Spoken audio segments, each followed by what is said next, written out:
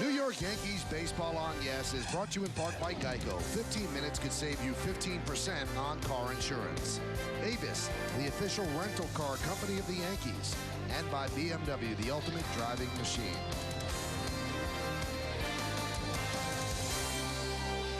New York City bustling. People in their offices right now wishing that they were here watching a baseball game. Another full house at Yankee Stadium. Let's take a look at the Atlanta Braves starting lineup presented by Rico. Marcus Giles, the second baseman, will lead off. Edgar Renteria at shortstop will bat second. Good numbers lifetime against the Yankees. Chipper Jones, the third baseman, bats third. Andrew Jones, the center fielder, will clean up. Batting fifth and catching, red hot offensively, Brian McCann. Jeff Francoeur in right field, will bat sixth. Batting seventh and playing first base, Adam LaRoche. Wilson Betterman, the DH, is going to hit eighth, and Ryan Langerhans in left field will bat ninth. And Chien-Ming Wang on the hill today, who won his last game against the Marlins. 7 innings, 4 runs. There you see his numbers. 17 starts, 8-3 record. Nice record. Good ERA, 4.14 ERA. A couple more hits than innings. He throws an awful lot of ground balls.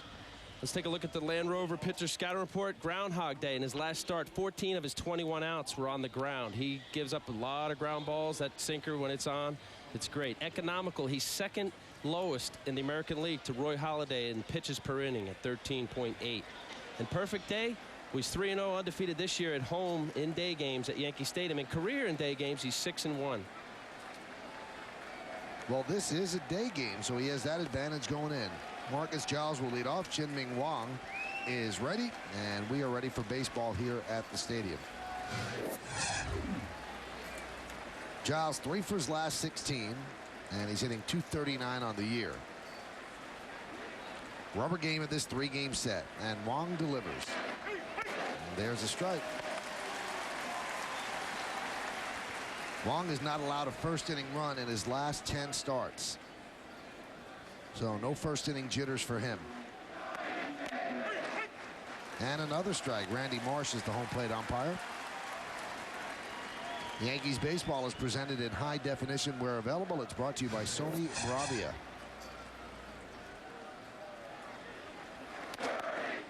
One and two. In addition to the numbers Al mentioned, I think both pitchers have a big advantage today. Only Edgar Renteria has seen Chien-Ming Wang, and very few of the Yankee hitters have seen John Smoltz. That's usually an edge for the pitchers. Swing and a miss. Giles down on strikes. 95-mile-an-hour fastball. Let's take a look at the Yankees defensively, and you have to really look at the infield today because they will play the biggest role if Wang is on. First, the outfield. Cabrera, Damons, and Williams left to right. That infield that we spoke about, A-Rod, Jeter, Cairo, and Phillips, third base to first. Stinnett behind the plate. He's thrown out 16 of 19 base stealers, which is just unheard of, and Wang's on the mound.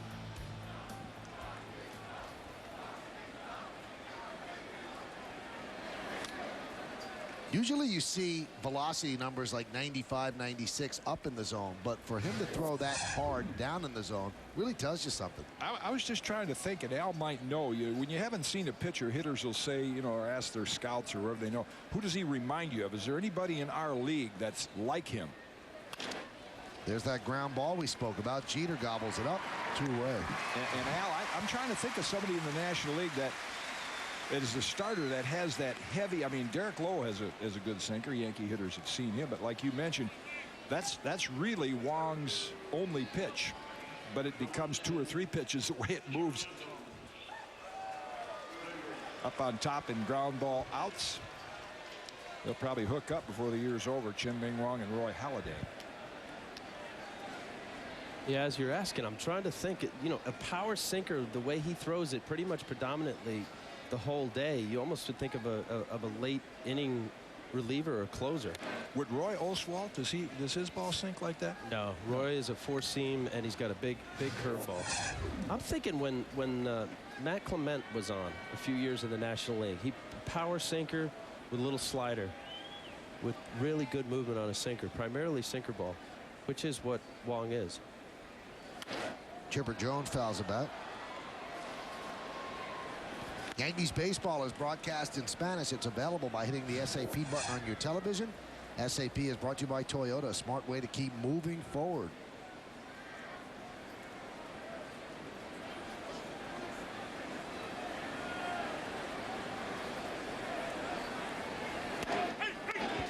must, right?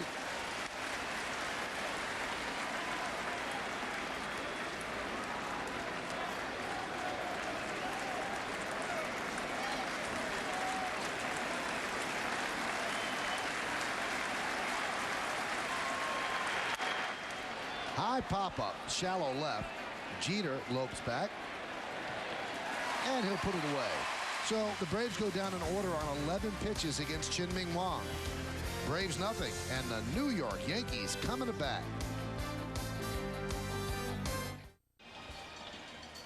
The veteran John Smoltz is taking his warm-up, so let's take a look at the Yankees starting lineup that he is going to face, and is presented by Rico. Johnny Damon in center field will lead off. He has an 8-game hitting streak, red hot during that time. Melky Cabrera is in left. Derek Jeter, the captain, and the shortstop, bats third. The middle of the order, Jason Giambi DHs. Alex Rodriguez plays third. Bernie Williams is in right. Then the bottom third, red hot Andy Phillips at first base, bats seventh. Batting eighth and playing second base, Miguel Cairo. And Kelly Stinnett gives Posada day off behind the plate. Stinnett will catch, and he'll bat ninth. And John Smoltz, the veteran right-hander from Atlanta. Yeah, you see his numbers, 16 starts, record of 4-5. He's pitched better than that with the 3.89 ERA. Let's take a look at the Land Rovers pitcher scatter report. 181 and 154. He and Hall of Fame Dennis Eckersley are the only ones that collect 150 wins and saves. Mr. October, he's got 15 postseason wins, most all-time of any pitcher, and could have 9. Meaning, should he go 9? Can he go 9? He's got the most blown saves of any starter in baseball, 5. And the Braves as a team, and their bullpen really has been their big problem. Their bullpen has blown 11 leads for the team. So if you win 8 of those, you're in better shape than you are right now. He walked back to the rubber a little slowly after that pitch. If you followed our pregame stuff, he did leave the game early in his last start with a groin injury. And I'm sure Roger McDowell he'll be watching Smoltz's motion rather than following the ball into home plate to see if that does bother him. There's Roger. Foul back.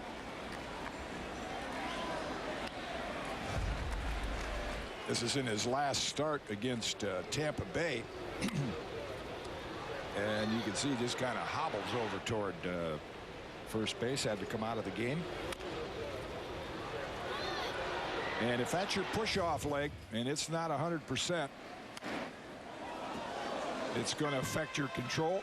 Chances are you're going to be up in the strike zone.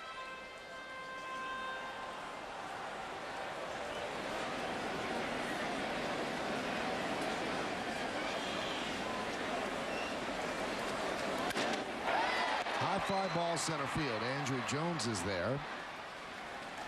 One away. You mentioned his postseason record, and we'll talk about it after we see the Braves in the field behind John Smoltz. In the outfield, you've got Langerhans, Andrew Jones, and Frank Coeur. That's left to right. In the infield, Chipper Jones, Renteria, Giles, and LaRoche, third to first. McCann behind the plate, who's thrown out 20 of 32 base stealers, and John Smoltz is on the mound.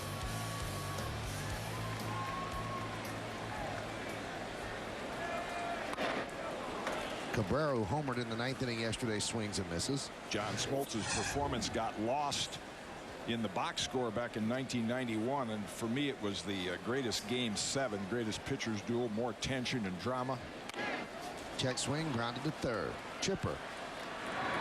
2 away. And that was when Jack Morris, I mean, based on that game alone, he ought to go in the Hall of Fame. I think he should anyway, Jack Morris. But a 1-0 10-inning win, and John Smoltz actually pitched the first 7 1/3 of that game when he was only 24 years old. That's shortly after he had come over from the Tiger organization for Doyle Alexander. And, as David Justice said, he is a competitive guy. He's the kind of guy, I like to play golf. When he goes to the golf course, the first thing he says, what's the course record? I mean, he's that good.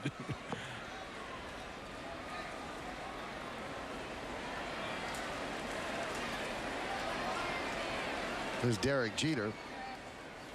Yeah, he's a scratch golfer, and he gets a chance to play with Tiger Woods a lot. That's a pretty nice perk.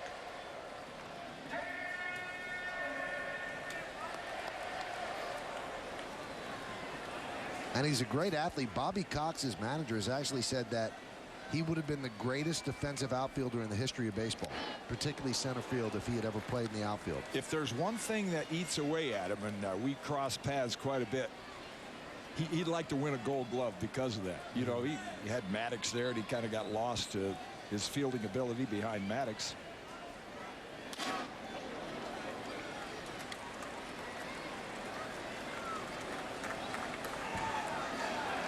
Smoltz gave away a couple of years of his career, at least starting wise, by going to the bullpen, and that's why he's under 200 wins. Now Dennis Eckersley is in the Hall of Fame, and he started and relieved, and if Smoltz is going to get there, they're going to have to apply the Eckersley formula. He happened to be an outstanding closer for the Braves, but he gave up about 120 starts. 3-1 foul back.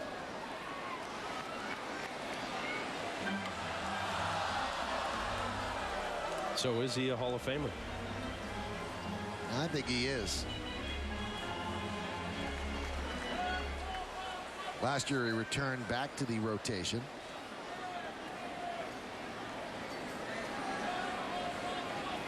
(3-2). Driven out to right field.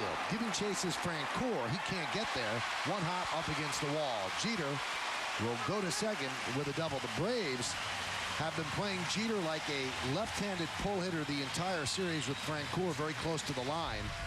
And that might have been a catchable ball if he was straight away. Well, we've talked about the Yankee hitting problems as a team, but Derek Jeter's sure doing his part. He's not a home run hitter. His job is to set the table, and he's been doing that.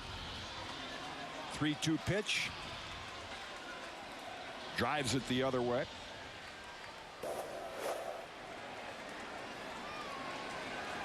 So Jeter picks up his 17th double of the season, and here is Giambi.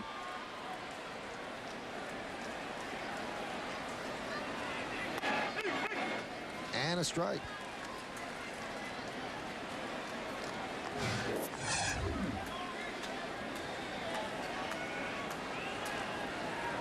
Giambi 4 hits in his last 16 at-bats, a couple of home runs on Monday that provided the Yankee offense. 33rd time he's had a multiple home run game. Never had a 3 home run game, though, so all 33 2 home run games. Hit him against his old buddy, old teammate Tim Hudson, on a couple of splits that didn't split.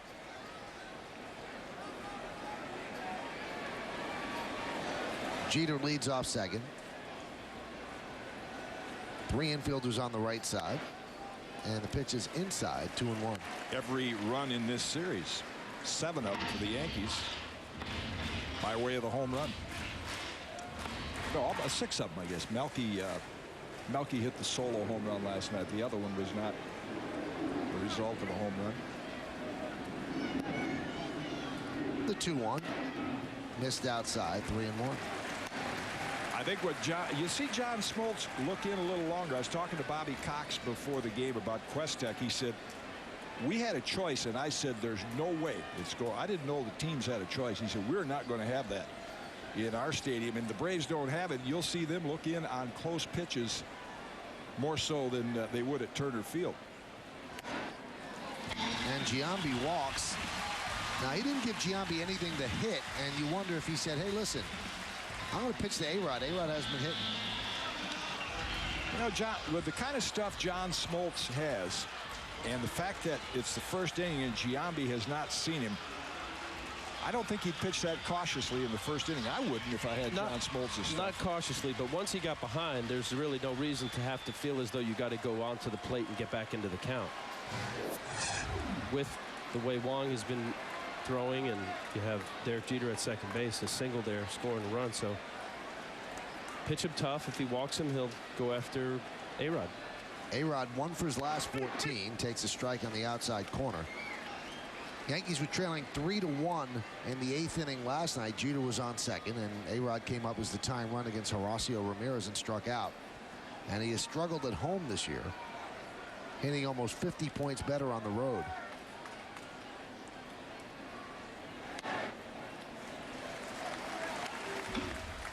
Joe Torre, in his post-game comments yesterday, admitted that he was a little puzzled by Alex. He said he's all over the place. He said we thought he had straightened things out in Philadelphia and Washington. He said, but he's kind of come back now. where he's struggling at the plate.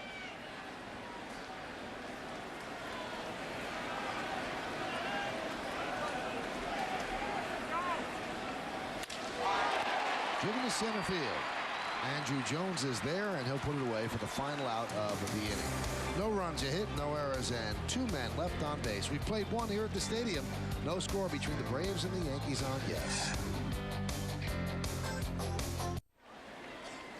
Time to take a look at the JNR Music and Computer World upcoming schedule. Mets come into town on Friday, a 3-game set. Friday's on yes at 7 o'clock. Our batting practice show at 6. 6:30 is our pregame. 7 o'clock is the first pitch, and then Saturday we turn it over to Fox.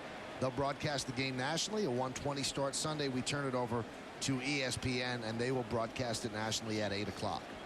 Yankees against the Mets.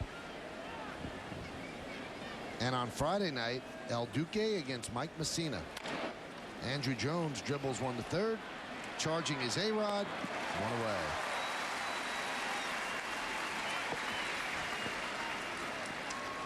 Hey, today's closed captioning is presented by your New York, New Jersey, and Connecticut Lexus dealers.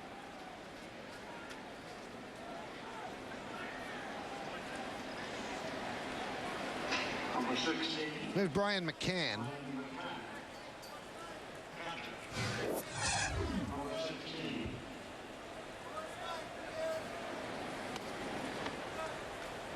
McCann has been red hot, 43 for 110. That's 391. Only one other catcher in baseball has a higher average, and that's Joe Mauer.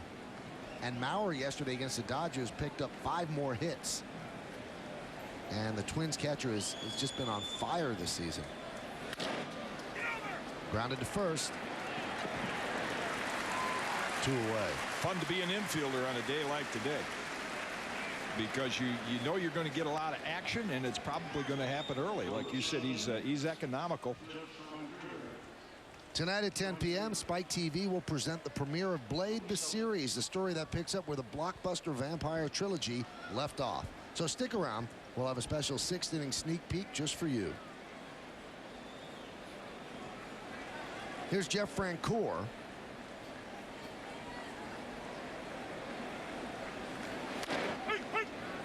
And a strike called by Randy Marsh.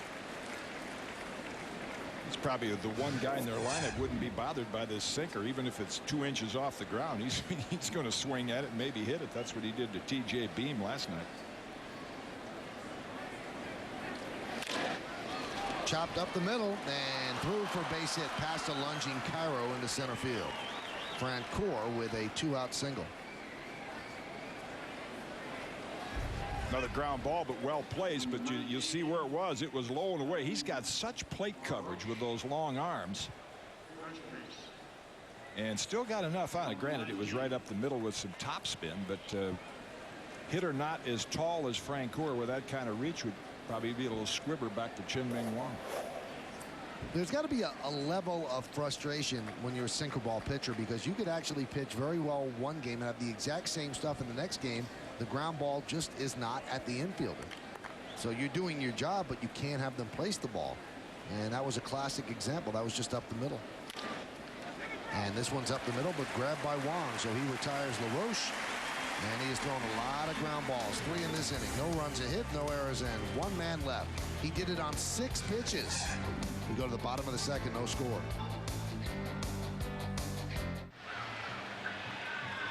Samsung's 4 Seasons of Hope and Joe Torre have teamed up to make a difference in the community. For every Yankees home run hit at home this year, Samsung's going to donate $1,000 to Joe Torre's Safe at Home Foundation to help end the cycle of domestic violence. You can join the team and support Samsung's Home Run for Kids by visiting fourseasonsofhope.com or joetorre.org, because a little hope can make a big difference.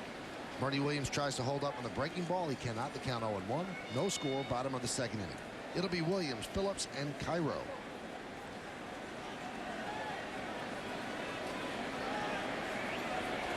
Now you look at John Smoltz, and this is a complete flip-flop of most pitchers when we read these stats. The opposing team hits 294 against him in the first pass through the order. In the second pass, it goes to 244, and in subsequent passes after that, 232. Usually it's the complete opposite as Bernie goes down on strikes. I'm still, and I know our guys at Elias do a good job, and they've got in these notes, there's some history with that. I mean, that's just not tenant, but I'm still trying to scratch in my head figuring out what that really means. You know, who's hitting the last time through the order. I don't know if it's still a true measure. The last time through the order, is it the 7th inning? Is it the 9th inning? Grounded slowly to third and foul. Well, if those are career numbers? No, this is this year. Oh, this year. Okay, that could skew it a little bit, but what it tells me is, and there's a lot of pitchers where they say you better get him early. You know, it's a matter of feel. You know, is he a guy that works in his velocity? Is he getting a feel for whether he's a slider, split that day, which is working, which isn't? Yeah, I would say that would be the best. That would be the best comparison. A guy like Gibson, and even Whitey Ford. You know, he might give up a couple runs early, and then he'd get command of the curveball and the sinker and get tougher. So that might be it. Grounded foul. Well, contemporary. I played with a couple of them, but they used to say that about Dave Stewart and Dave Stieb when Stieb was in Toronto. If you didn't get him early, you know, guys just got on a roll, more confidence. Their pitches started moving more, and you get a feel for the game as to what hitters are doing, reaction to your pitches. It's actually a compliment. I've always thought if you get him early, it means it gets tough as it goes along. Swing and a miss, and Phillips down on strikes. 2 away on 2 strikeouts. I would have liked to see Warren Spahn's numbers if they kept those spotty 363 career wins. Just look at Smoltz's delivery. Throwing free and easy, not quite the power pitcher, but a lot of savvy.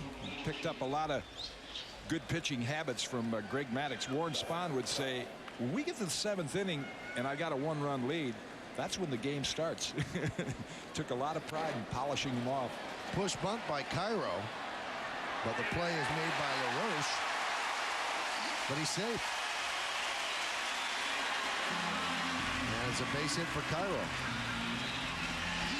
Looks like Adam may have run a bad route there. Let's see. It's a perfect bunt by Cairo, but right there, if LaRoche dives toward the bag, he might have a shot at him. No chance with what he did right there. Nice slide avoiding the tag by Cairo. Good effort.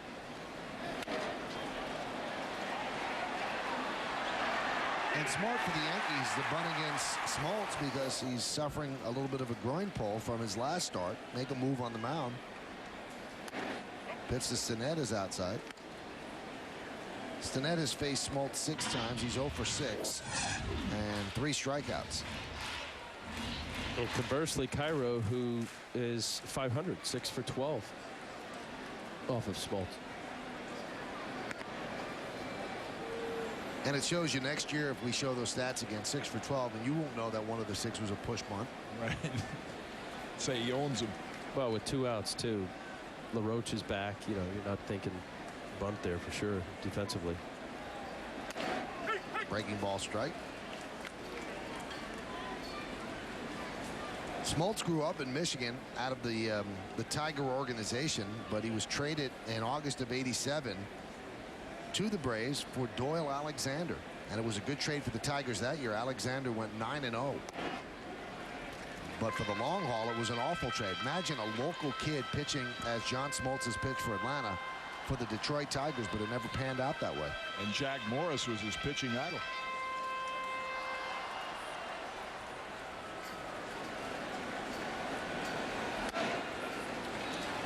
I remember that summer fondly because John Smoltz was playing for Glen Falls, the Tigers AA team in the Eastern League up in New York State, and I was with the Yankees, Albany Colony Yankees, and Bobby Cox at the time was the general manager, and he was going between Smoltz's games and our games to see who he was going to trade for. So you were up for it, huh? So the forces made it second.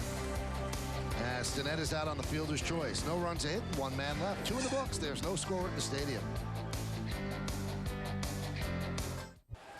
Let's take a look at Friday's starting pitchers, brought to you by Verizon Online DSL Now at a great low price. That's a pretty good matchup. Orlando Hernandez after his meltdown against Toronto against Mike Messina, who's having a great year. That game's on Yes. Batting practice show at 6. Pregame at 6:30. Game time right around 7:07. And on the batting practice show, we're going to have an interview with Don Mattingly talking about Willie Randolph, and that should be fun to hear from Donnie. The Hyundai scoreboard, no score, top of the third.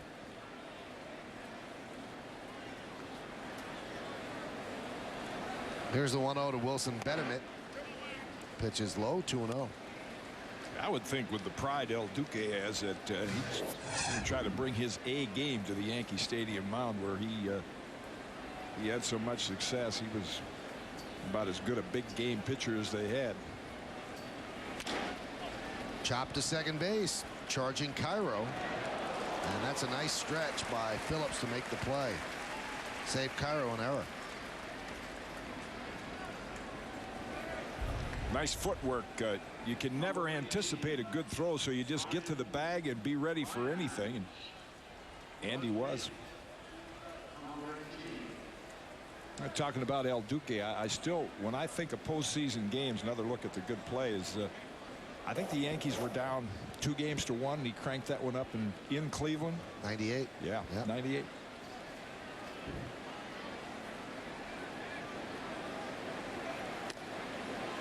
Pitch to Langerhans is low, 1-0. And that's when Cleveland had Tommy, Manny. I don't know if they had Albert Bell then. They had some hitters. They had Roberto Alomar. Yeah. Well, there's no question that El Duque is going to want to rise to the occasion here at Yankee Stadium after all the love that these fans gave to him. Much deserved. He pitched great while he was here.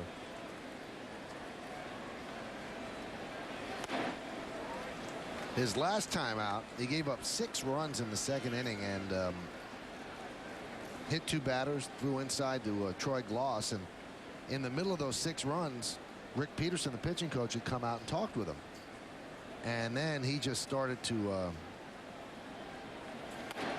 lose control emotionally, and Willie Randolph tried to calm him down, ran out, and didn't realize that that was the second trip. He had to take him out of the game. Oh.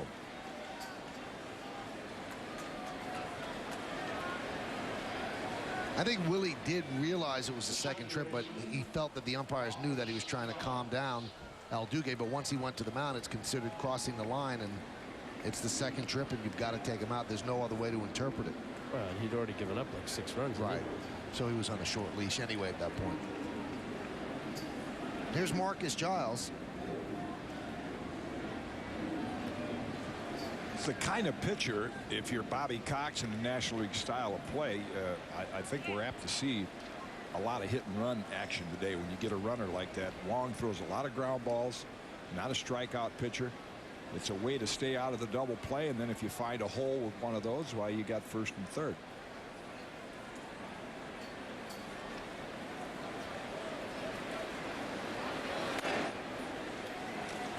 Unusual. Chien-Ming Wang, 5 consecutive pitches out of the strike zone. That happens once in a while, doesn't it, Al? All of a sudden you get a little out of your rhythm and you think, am I ever going to throw a strike again?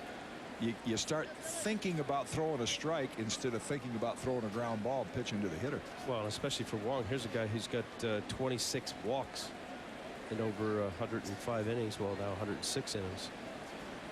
So clearly he's in the zone. That's right. You know, when you have a pitcher like Wang who's got a real special pitch in the sinker that he throws, you know, sometimes it's all about just a little release point difference that could make the difference in the zone or out.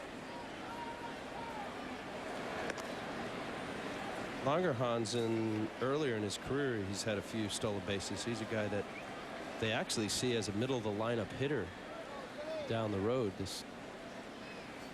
For the Atlanta Braves, they think of him as like a 3-4 hitter, but he's had 25 stolen bases in Myrtle Beach, 22.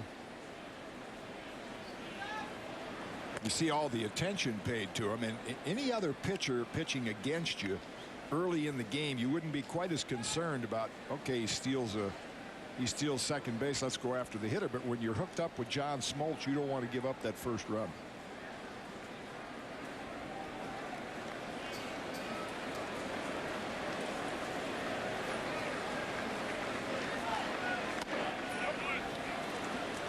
Hey, we want to take the time here at Yes to send out best wishes to Peter Gammons of ESPN. He's really part of the landscape of baseball. Had a brain aneurysm yesterday, was airlifted to a hospital in Boston, had surgery, and we're hearing that he's in good condition in ICU in a Boston hospital, and we send out our best wishes to Peter.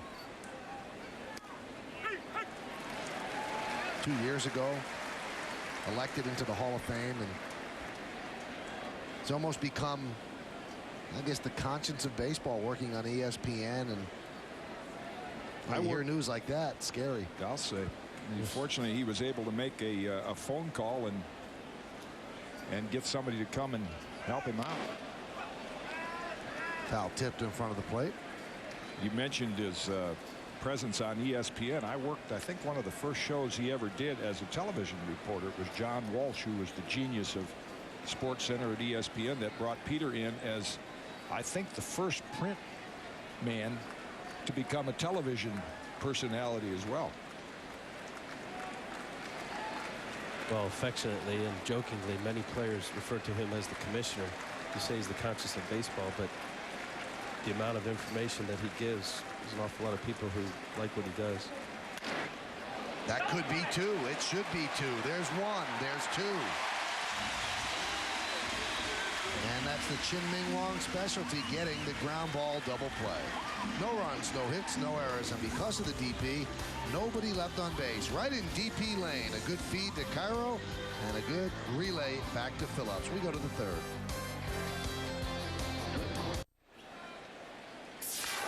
Hey, Friday on Yes, catch the premiere of Yankeeography. David Cone, one of the most feared and crafty pitchers during his time in the majors. Cone's perfect game in pinstripes is one of the most memorable moments in Yankees history. John Sterling hosts the premiere of Yankeeography. David Cone, Friday night at 11, only on Yes. That's a big Friday on Yes. Yankees against the Mets, and the post-game show, and then Yankeeography, David Cone. Here's the 1-0 to Damon.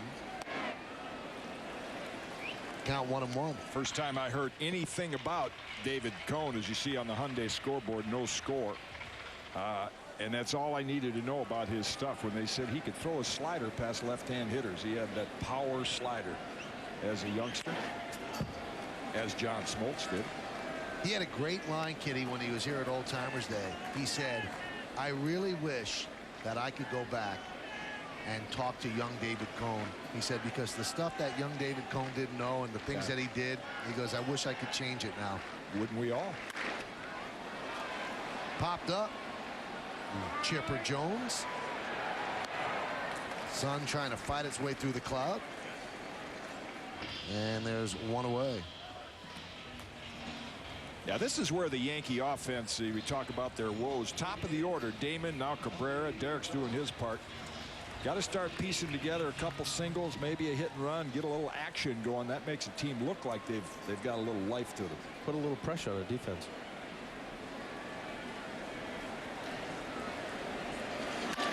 Cabrera with a ground ball to second. Nice play by Giles. 2 away. Hey, don't miss Blade, the series, premiering tonight at 10 p.m. 9 Central on Spike TV. The stakes are high, so keep it right here for a special 6th inning sneak peek.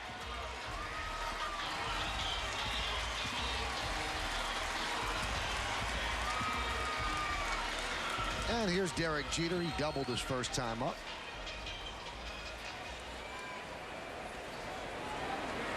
Derek's putting together another nice season. 336, 5 homers, 46 ribbies, a great on-base percentage. Foul back. How about this stat? John Smoltz, and you see where Derek stands amongst the American League leaders. John Smoltz has been managed by Bobby Cox for 16 seasons. And that's the longest streak of a player and a manager together in baseball history. It breaks the old mark of 15 years. Christy Mathewson and John McGraw with the New York Giants. That's amazing. It is.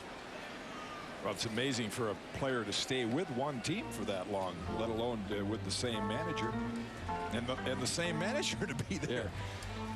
And Al, you were telling us that, you know, Bobby Cox was the GM who actually made the deal. He wasn't a manager at that point. That's right. So it goes back even further than just his managerial days. And it goes 19 years. He made the trade in '87.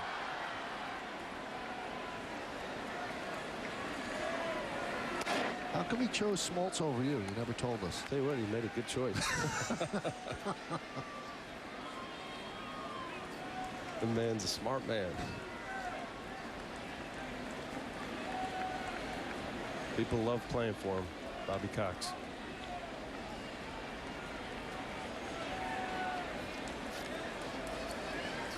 But you have to wonder. Here you see the longest tenures with current teams, Bobby Cox, top of the list. See the good swings Derek's having. That's what sets Derek Jeter apart from even the other, I'd have to call them great or seasoned hitters in the Yankee lineup. I always look at hitters that can hit good pitching and make good swings against good pitching. I mean, and Derek's, you know, he's given Smoltz a battle here. 1-2. Grounded up the middle. Renteria gobbles it up. And that'll do it. A 1-2-3 inning for John Smoltz. We've played 3 here at Yankee Stadium in the Bronx. There's no score between the Braves and the Yanks. We go to the 4th inning. It's time for the Aflac trivia question. See Bobby Cox there. Bobby Cox is the longest tenured manager in Major League Baseball. Who did he replace when he was named Braves manager on June 22nd, 1990? Swing and a miss. We'll find out the bottom of the 4th inning. Top of the 4th, there's no score. And we're getting just what we hope, a pitcher's duel between John Smoltz and Chien-Ming Wang.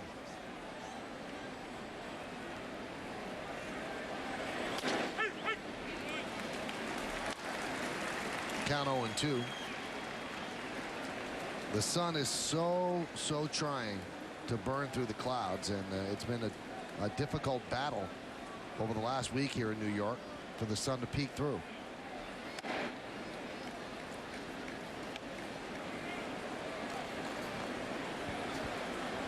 You know, talking about Renteria's time in Boston where he didn't have a good year, his numbers were pretty good in the end. 276, 70 RBIs.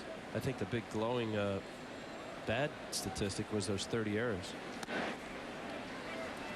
And you ask Yankee infielders about that infield, and that could be a big reason why. Let's check out, you know, you wonder, check out Wang's motion. You wonder why, you know, some guys throw a heavy sinker. Look at the arm extension, kind of the long arm motion. This was even a breaking pitch, but he really gets some extension. That one's drilled into right center. No one's going to get that. Johnny Damon cuts it off on the warning track, but Renteria is in there with the leadoff double. That pitch was probably based on the success that Renteria had, because it's a slider. It's not his #1 pitch, and it's a bad slider. Right up where Edgar can handle it. And that'll bring up Chipper Jones. Jones popped a short his first time up. And here is the hitter scouting report presented by Bacardi. You see, I love New York. He does. Yankee Stadium, 353, 4 home runs. In New York total, Shea Stadium combined, 310 with 21 home runs. Keeping up with the Joneses. They're on their latest dismal streak, and they're coming out of it a little bit. Chipper was batting 176. So they definitely need for him, along with Andrew, to do well. In all fields, when Chipper is on, he's a low ball hitter. He likes to pull the ball, of course, like most left-handers, but he will spray the ball all around. You can see the Yankee defense is straight up. Ground ball up the middle. Jeter thought about going to third, takes the out at first. He might have a play. Maybe just not a good angle. Was afraid of hitting Renteria in the back. You can see Derek hanging his head right now. I think he's thinking about that right here. The fear would be throwing it into the runner. And it looked like Alex got himself in good position as a third baseman. What you want to do is go to the outfield side so you give Derek a good target. But obviously thought it was a little too risky a play.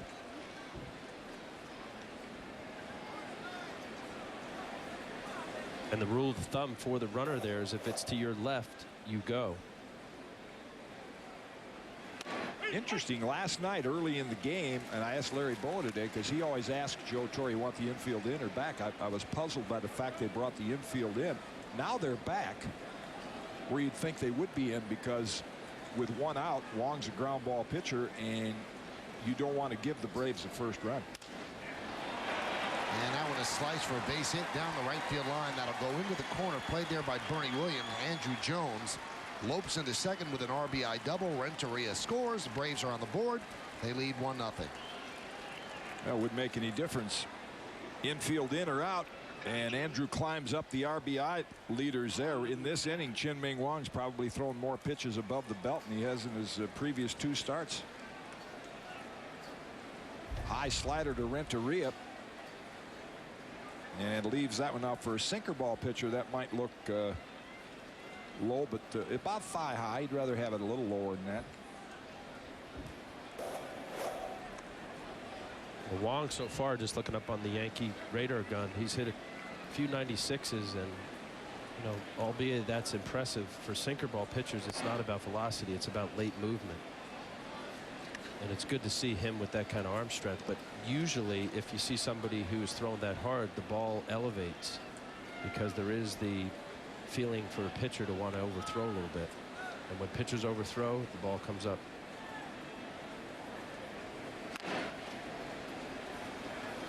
You know, we mentioned in our open, Al, that you were teammates with Chien-Ming Wang after coming over from the Marlins at the end of last year. The question you always have with kids, does he have the desire to be great? Did you sense that in him?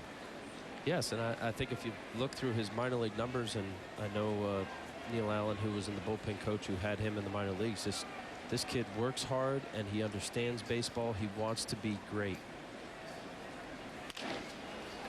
Chop toward the shortstop, Jeter. And Brian McCann not running very hard to first base for the second out as Andrew Jones goes to third. You know, it's an interesting question because anytime, you know, it is global now, our game all around the world. It used to be primarily, you know, Latin American countries, but we have, you know, Taiwan and Korea and Japan all around the world that, you know, do they really know, they meaning foreign players, you know, baseball and the Jim Cott era and previous eras and the history of it. And, you know, talking with Wang a little bit, he does respect the game. He does know the history, and he wants to make a mark in this Major League Baseball. Pitch to Francoeur is grounded to short. So Jeter gets 3 ground balls, 3 assists, and he ties a record held by many. 1 run, 2 hits, no errors, and 1 man left. We go to the bottom of the 4th. It's 1-0 Atlanta.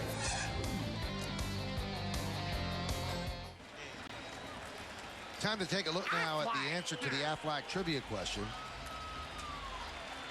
Bobby Cox, the longest tenured manager in baseball. Who did he replace when he was named Braves manager on June 22nd, 1990? He was the GM and became the Braves manager.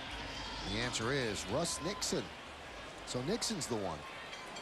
Russ, former catcher. Giambi. Fly ball to left center. Andrew Jones so smooth, 1 away. We told you about Smoltz's connection with the Tigers, and signed by the Tigers, grew up in Michigan. His grandfather, John Smoltz, also was a member of the grounds crew at Tiger Stadium. So in 1984, John Smoltz actually took a big chunk of grass from Tiger Stadium and planted it in his backyard. And the connection, his father, John Smoltz as well, played the accordion. And he got a chance to play at the Tigers' victory party after the 1968 World Series because John Smoltz's dad, his grandfather, was on the grounds crew. So there's a long connection there with the Tigers. And now there are actually rumors that, boy, what a great landing place it would be for Smoltz if he could end up with the Tigers, because the Tigers look as if they're legitimate. But the problem is, will the Braves trade John Smoltz? We told you during the pregame show, at one point this year, the Braves have actually trailed the New York Mets by 16 games. And no team in Major League history has ever come back from a deficit of 16 games at any point to win that division.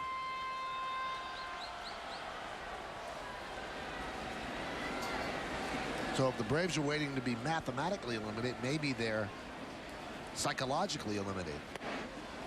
Count 1 and 2. Boy, it looked like a good splitter. Well, the Braves that year, you just saw the trivia question. Bobby Cox replaced Russ Nixon. The 2 teams that went to the World Series in '91 went from last to first. The Braves and the Twins were both last in their division in 1990, and that's the last time the Braves were last.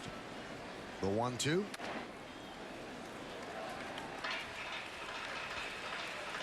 Braves might catch a little bit of a break because the Nationals are pretty bad as well, and they've been in a little bit of a slide right now. Well, I still think it's remarkable that they've been able to sustain it as long as they had, especially the last few years when it seems like they've been doing an awful lot of mixing and matching in the rotation, not having a closer since Smoltz went back to the rotation. You know, with Maddox gone and Glavine, and you know, just bringing in some really talented young players. But you know, this is, I don't want to say an aging team, but the few veterans that are still here, and it's really just Chipper, Andrew, and Smoltz. You know, they're not getting any younger.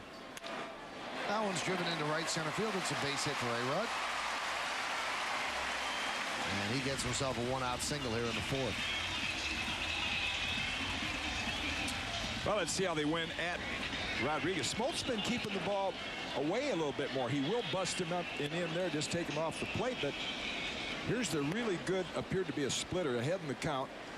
Just misses, and I think Alex hits a curveball that stayed a little high. That's another splitter. The count is full. Yep, curveball stayed right in the middle of the zone. So A-Rod, who was 1 for 15 before that single, leads off first. Here's Bernie Williams. Grounded to first. It's a foul ball.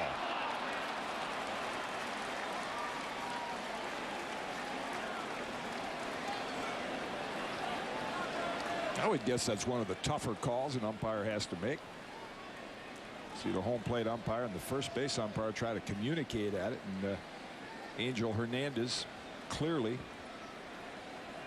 signaled, he's the first base umpire, that it was foul.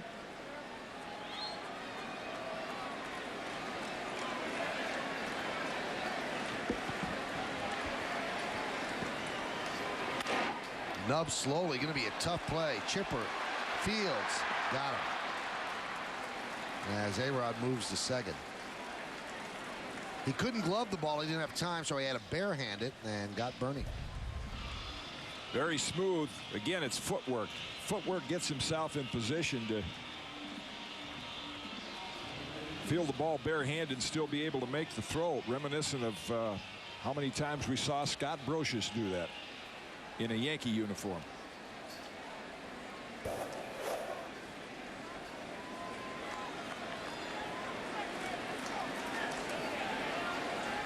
Here's Andy Phillips.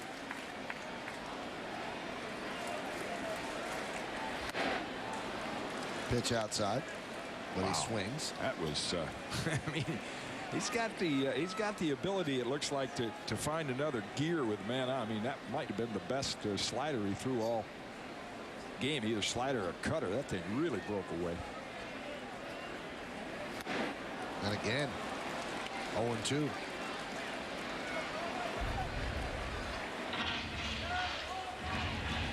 That's the Smoltz slider of the 90s. Late break and sharp.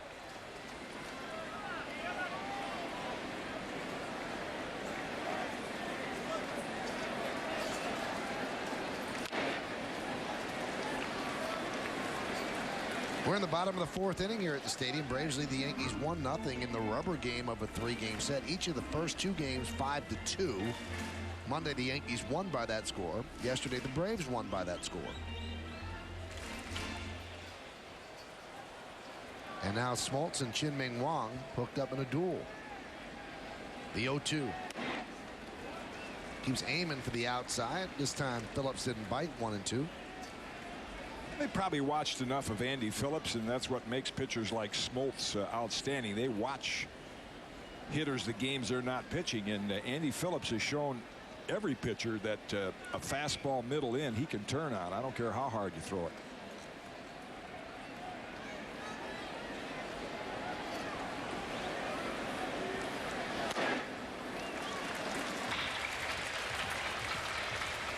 And the count 2-2. Well, he keeps giving him that slider. Started out with 2 good sliders. Andy waving at it, but trying to expand further away. Andy holding off. Those two have been together for a long time. Yeah. The old through the glove conversation. This copyrighted telecast presented by authority of the New York Yankees and may not be reproduced or retransmitted in any form, and the accounts and descriptions of this game may not be disseminated without the express written consent of the aforementioned Yankees. Do players actually think that people read lips out? That's why they hold the gloves up? I think so. The 2-2. Right at Giles. Tough at bat. Phillips hits a line drive, but right at Giles. No runs, a hit, and one man left. We played 4, 1-0 Braves. Has allowed the Dodgers just one hit. He's struck out 5 through 4. Twins lead it 4-0 as they head to the bottom of the 4th. Well, thank you, Bob. The Twins are one of the hottest teams in baseball right now. Chevy scoreboard, Braves lead the Yankees 1-0. That Central is nasty. Yeah, unfortunately for the Twins, the two teams above them are just as hot. Tigers and the White Sox. Adam LaRoche takes the strike. Bottom third of the Braves order against Wang.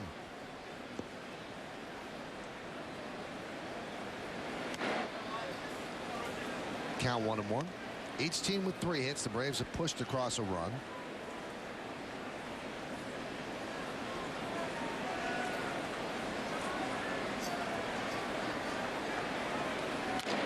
The Yankees have scored just 8 runs in their last 4 games coming into this one. So their offense is sputtering just a bit. And remember, in one of those games, they scored 5. So they were shut out for the first time on Sunday. That was in the night game. The day game, they won 2-1. And yesterday, they got just 2 runs.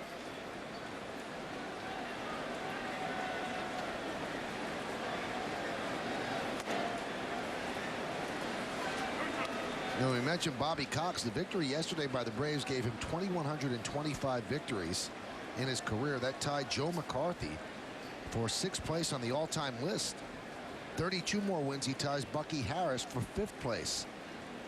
So he's up there with the brand names. And I don't think that Bobby thought it was going to take until the end of June for him to tie Joe McCarthy. And there's the list. Probably not catching Sparky Anderson this year.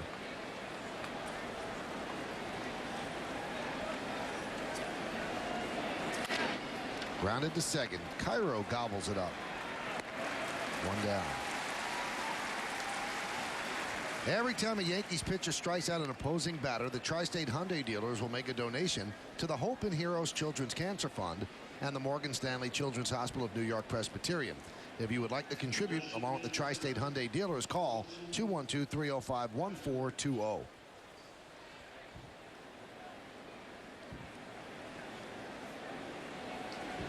Here's Wilson Betterment.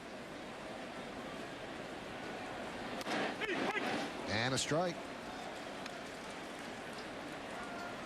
That's that little slider. You know, we talk about Wang's sinker, but when he gets that slider going, especially inside on the lefty like he did there to Betterman, makes that sinker much more difficult to hit. Another soft ground ball. Phillips. 2 away. Exactly what you're talking about right there. The slider in, and then if a hitter's a little conscious of that, and then he little off-speed pitch out off the end of the bat, like Horacio Ramirez did to the Yankees last year. Great job of pitching last night, pitching in and out. 49 pitches. Some pitchers that are, you know, power pitchers oftentimes pitch up and down, but guys like Wang pitch in and out. Doesn't throw too many high pitches, at least on purpose.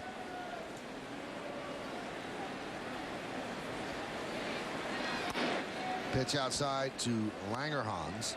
You know, the big improvement or the change that he has done during the course of this year, as far as what I've seen, is left-handers early on were hitting him, and when a sinker ball pitcher's not establishing in for strikes, not throwing a little slider in there to keep the left-handed hitter honest and realizing that you may come in, then they start flailing at that little sinker away as Betterman did, or the changeup away. He's doing that much better now. Another ground ball and another out. 13 ground ball outs, 1 fly ball, and 1 strikeout. 1-2-3 inning. We're halfway through. We go to the bottom of the 5th. It's 1-0 Braves.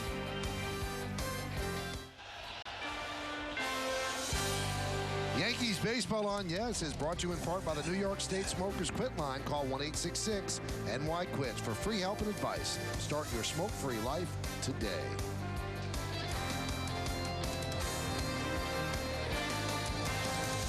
Crowd over 50,000 for a Wednesday matinee between the Yankees and the Braves.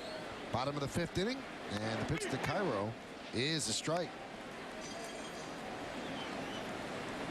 Chevy scoreboard 1-3-0 Braves, 0-3-0 for the Yanks.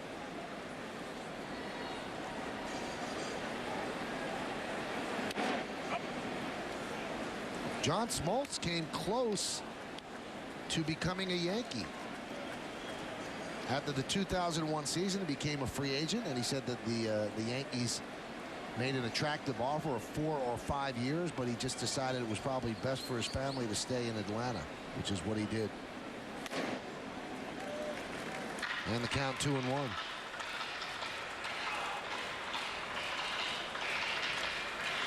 See the hitting line for Miguel Cairo, the bunt single, and that's probably how you have to crack through against Smoltz, is with a few base hits. Or he has fallen behind. I mean, Wang has been much more economical. Smoltz has had a lot more 3-1, 3-2 counts. So you'd hope you'd get a walk or a bunt, a hit and run. It is not as likely that he would give up the long ball. The 3-1. And the count now 3-2. The Yankees will be seeing a lot of Cairo. Robinson Cano is on the DL. Will not come off until right around the All-Star break. Popped up. Right side. Marcus Giles. One away.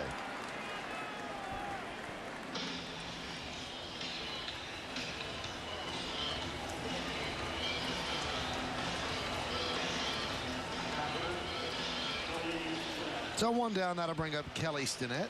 Stinnett in the lineup today. Day game after a night game. That's usually when you give your regular catcher the day off.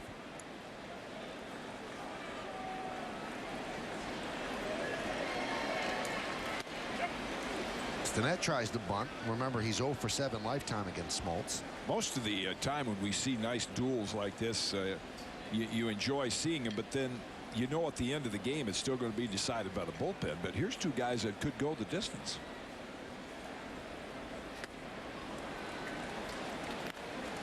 Smoltz, even at 39 and after some arm surgery, he'll throw 125 pitches if he has to. And I think the only concern coming into this was his last start having been pulled with a groin pull. Just missed. Smoltz wanted that one. But he's not showing any effect of a groin pull. It looked like the first inning he was, I don't know, maybe he was just trying to get it loose. Pretty good pitch right there. Wow. This time he gets the call, and Stinnett down looking. So Stinnett's 0 for 8 lifetime against Smoltz with 4 strikeouts. Perfect spot. Boy, when you've got 4 pitches, Smoltz has an excellent fastball and good command of it, a good slider, a curve, and a split. You got a combination of power and control like that. That's why you have the kind of career he's had. Bobby Cox's been watching that for 16 years.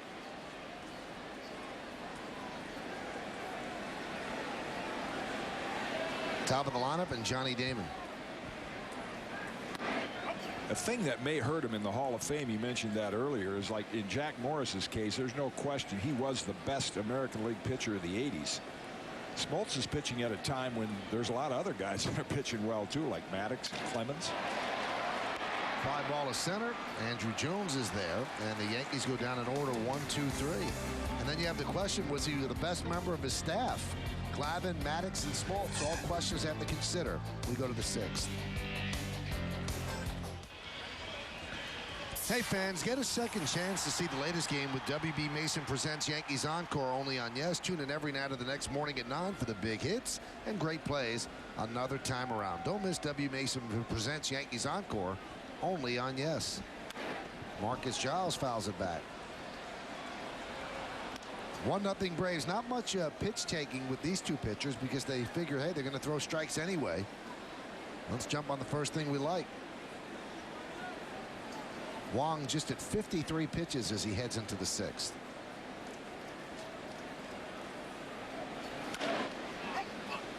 Grounded foul. And so far, the 1-0 score. It's just when the game ends as a starting pitcher, Al, you know that you're anticipating a good pitcher's duel, and you know in a game like this that it might be 1 or 2 pitches, and Wang made just 2 bad pitches for him in the same inning.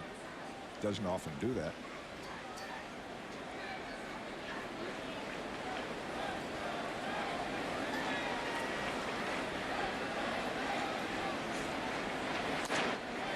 Count 1-2. Well, in Wang's case, he's certainly hoping that this 1 run in the 4th inning is not going to hold up. But you're right, Kitty. Anytime you face a quality starter in the other dugout, you realize that every pitch matters, because this 1 run could be the difference between a win or a loss. That's why I always laughed when you would talk to a pitcher who was facing a great opposing pitcher. You go, well, I'm not facing him, I'm facing the hitters. But in a sense, you are facing the other pitcher. Yeah, you are in terms of, the way you play it early in the game. You certainly, you might pitch the 4th inning like the 9th inning if you're hooked up against a quality pitcher like Smoltz. But you make a good point, Michael, because there's plenty of no-name pitchers that can do a number on your hitters. Giles down on strikes. But the assumption's made when you go into a start, when you're facing a quality starter, that you have to assume he's going to be on his game. Right. And that doesn't mean that not every game you want to be on your game or not. Here's a slider. Just goes down in the zone after all those sinkers inside.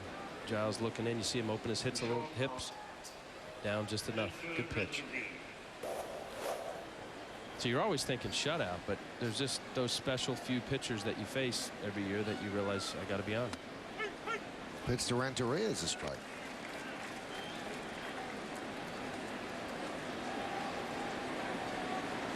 Renteria actually had a good at bat. He led off the 4th inning with a double. He fouled a couple tough pitches off and went down and got a slider to right center.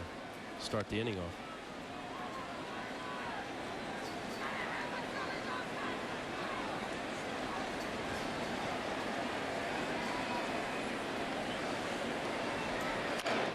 Grounded slowly up the 3rd baseline, but it kicks foul. Yeah, Stinnett doing a good job of mixing things up. The Braves hitters, okay, those first couple times they're seeing that heavy sinker. Now, especially an experienced hitter like Renteria, Kelly looks like he's mixing in a few more sliders and some changeups. Along with Jim Cott and Al Leiter, I'm Michael Kay, and you're watching Yankees baseball, a Wednesday matinee right here on the Yes Network. We thank you for joining us. We're in the top of the 6th inning. The Braves lead the Yankees 1-0.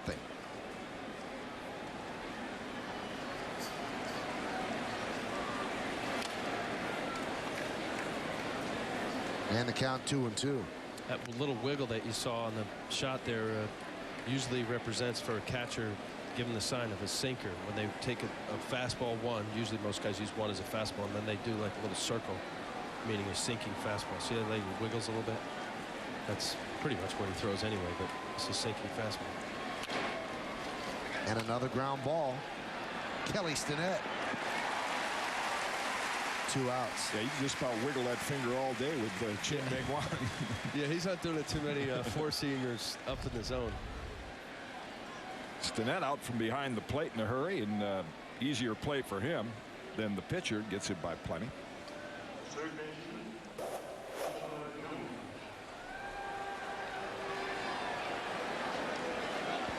Now here's Chipper Jones. Chipper Jones is the only switch hitter in baseball history to have an over 300 batting average and over 300 home runs. Came into this season with a 302 lifetime average. And I know I've read stories that was Mickey Mantle's one regret, that he hung around so long and didn't play well toward the last couple of years that his average dipped under 300. He finished at 298. The 1-0. Grounded foul. I wonder how close Teddy Simmons came to those numbers. Ted Simmons was an outstanding switch hitting catcher for years with the Cardinals, later with the Brewers, and he was always known as a guy that could hit equally well from either side of the plate and also had some power. Obviously didn't achieve quite what Chipper has.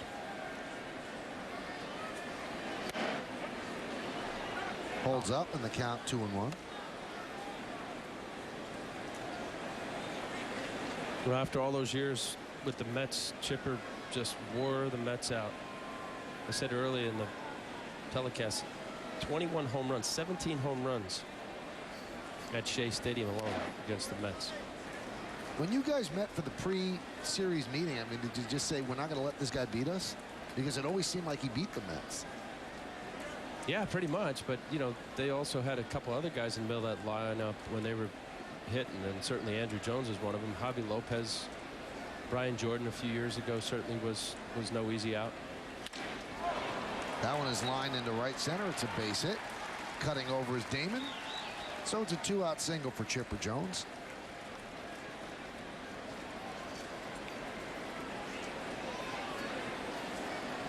When Chipper would come to Shea Stadium, they would chant his name Larry. His name is really Larry Jones. And I'm sure it bothered him at the beginning. I wonder if he ever accepted it. It's hard not to accept it. I mean, what can you do? Walk up the field? No, I think he took a lot of fun in it. As a matter of fact, I was on the WBC with him, and we talked about it a little bit. But no, Chipper's got a real easy-going personality, and he had fun with it. See that shot of Andrew Jones in the batter's box, and Andrew is well up in the box. In fact, he almost steps out of the box, and a lot of hitters against sinker ball pitchers will do this purposely. They'll try to get that ball thigh high instead of knee high, and he does have the only RBI with that hit to right field. Well, that shot right there, Andrew, last year, Terry Pendleton, who's the Braves hitting coach, he had a shorter stride or a stance. His stance was a little closer together, and he widened it because the book on him was he was a good fastball hitter, but you can get him out with breaking balls away, that being the right-handed hitter. So with his base being wider, he wasn't actually trying to hit as many home runs, and as a result, he hit 51 home runs. Yeah, that's a real wide base. So he's got a little, you see his little leg kick, barely picks it up. Not much movement forward because he would lunge a lot. You can get him thinking fastball enough to where he'd really be lunging on breaking balls. Right back up the middle, of base hit. Chipper Jones will go to third. The throw is not in time as Andrew Jones stays at first. Second hit for Jones, Andrew. The Jones boys, and that's probably I mean, Chien-Ming Wang doesn't throw a lot of breaking balls, but it's as good as his sinker is today. It's a couple of sliders, one to Renteria, and he scored the run, and then there's another high one to Andrew Jones to keep the inning alive.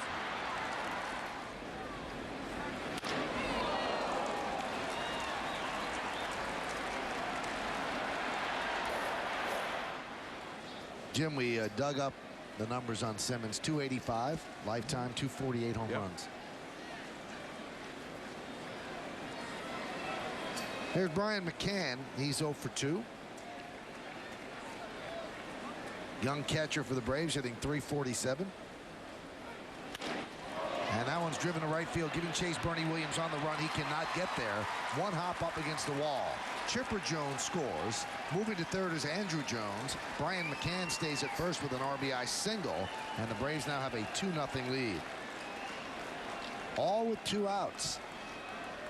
Yeah, and that pitch surprised me. We were talking about the high sliders. It's a changeup, and it never gets down enough. Usually, when a pitcher like Wang, okay, you give up a couple hits, and now you're in a sticky situation, you go back to that bread and butter. He's got so many ground ball outs. You say, I'm going back to that sinker, make him hit a sinker.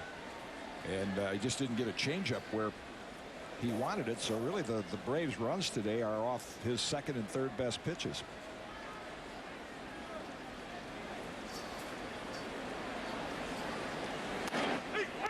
And a pitch to Francoeur is a strike. Well, the way Smoltz is pitching, you really want to hold it here at 2-0. 72 pitches for Wang, 45 strikes.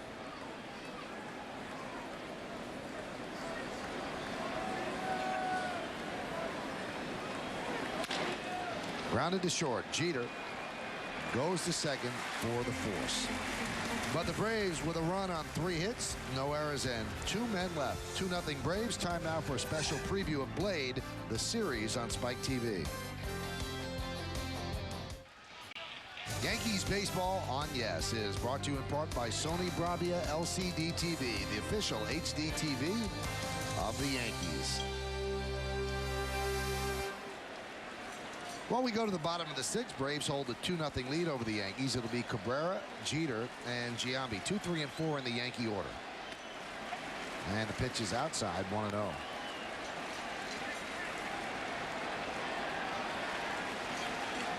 Melky's grounded out twice, once to third, once to second. Foul back. Melky 6 for his last 21. He had 3 hits yesterday, including a 9th inning home run off Jorge Sosa. 75 pitches for Smoltz, 49 strikes. And a base hit for Cabrera.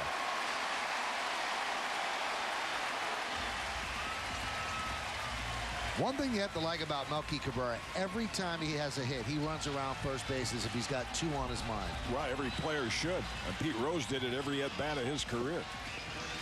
Because you never know when the outfielder's going to bobble it. And this is what Michael's talking about. Once he gets out of that box, he's going to pick it up a little bit.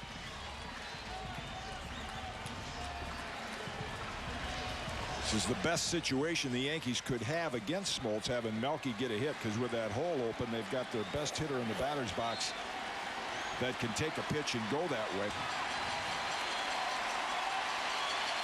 Jeter doubled in the first, grounded to short in the third. Thinks about bunting and misses the bunt. Good idea. I mean, we talked on the pregame. The Yankees live by the home run, and oftentimes against good pitchers, it takes a single, a bunt, fly ball here and there. Can't win with home runs every game.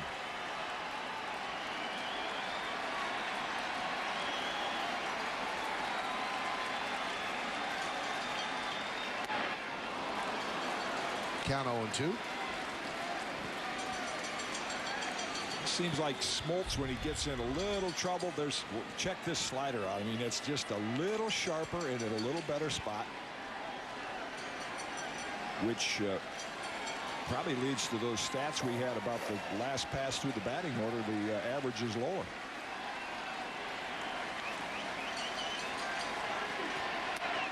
Missed outside on a check swing. Well, and also when a guy, not too many guys have done that, become a starter, is a starter, becomes a closer, and then back to a starter. But I know, having spent a little time in the bullpen, how you think as a late inning pitcher when you are in the bullpen, and certainly as a closer, you know, your mentality really gets to, you know, not giving up a home run and really conscious of every pitch. Because as a reliever, you may only be in there for 3, 4, 8, 10 pitches. So every pitch is of consequence. So as the game gets on further down along the line, it makes a lot of sense as to John Smoltz starting to think more like a closer.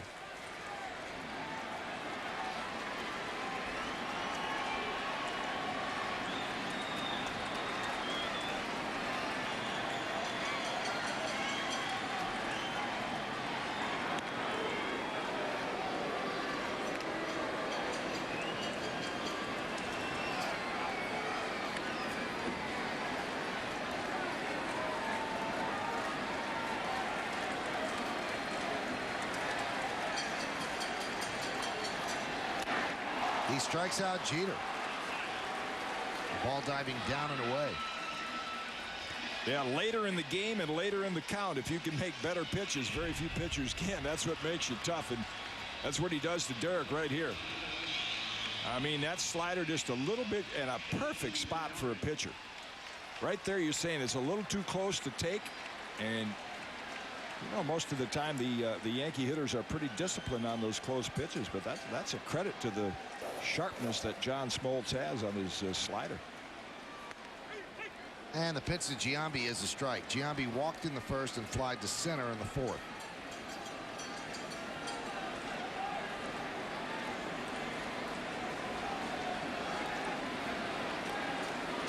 With runners on base today, the Yankees are 0 for 5.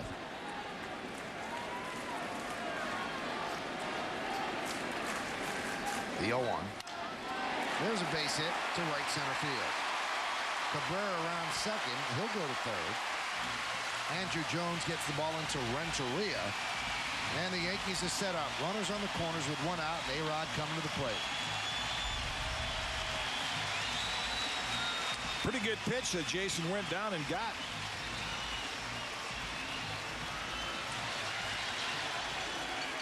Off the end of the bat, but with his strength, gets to the outfield easily.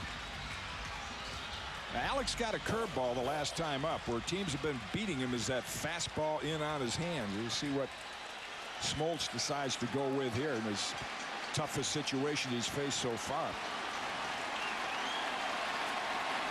2-0 Braves. We're in the bottom of the 6th. Foul back. Talking to Don Mattingly before the game, and he said with Matsui and Sheffield out, he said it's not fair to expect the young players to perform above their capabilities. He said the veterans have to step up and take responsibility and get the big hits in big spots.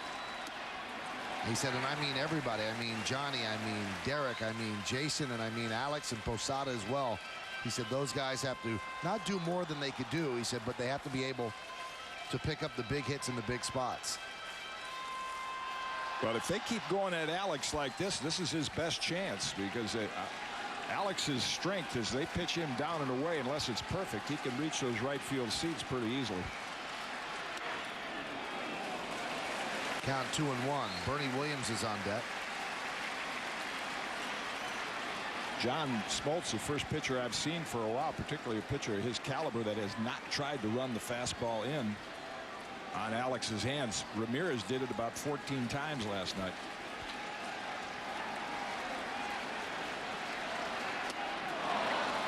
I guess that's why he's got other weapons.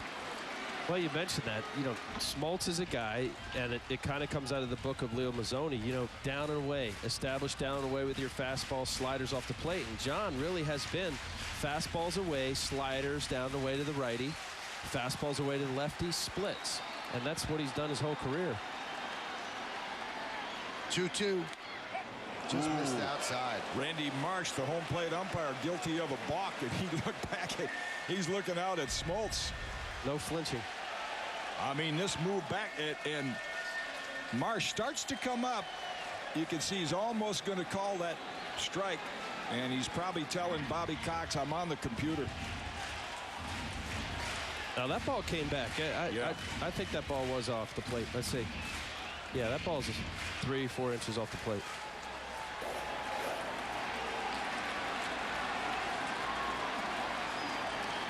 And the 3-2. Right back off the glove of Smoltz. A-Rod's out at first. Run scores as Giambi moves to second. Yankees finally on the board. The Braves lead 2-1.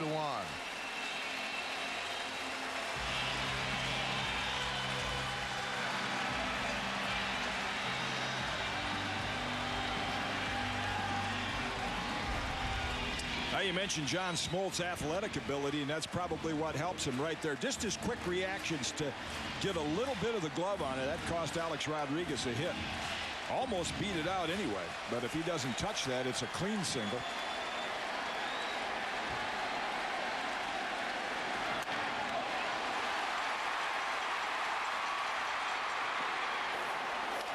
Bernie Williams with a high fly ball to deep right, but it's in the park. Francoeur is there, and he'll put it away for the final out of the inning. But the Yankees finally break through against Smoltz. 1 run, 2 hits, no errors, and 1 man left on base. We go to the 7th. We got a dandy 2-1 Braves. We go to the top of the 7th inning. 2-6-0 Braves, 1-5-0 Yankees on the IO Digital Cable scoreboard. Bottom third of the order against Chien-Ming Wang. LaRose swings at the first pitch and lines it to A-Rod. 1 pitch, 1 out.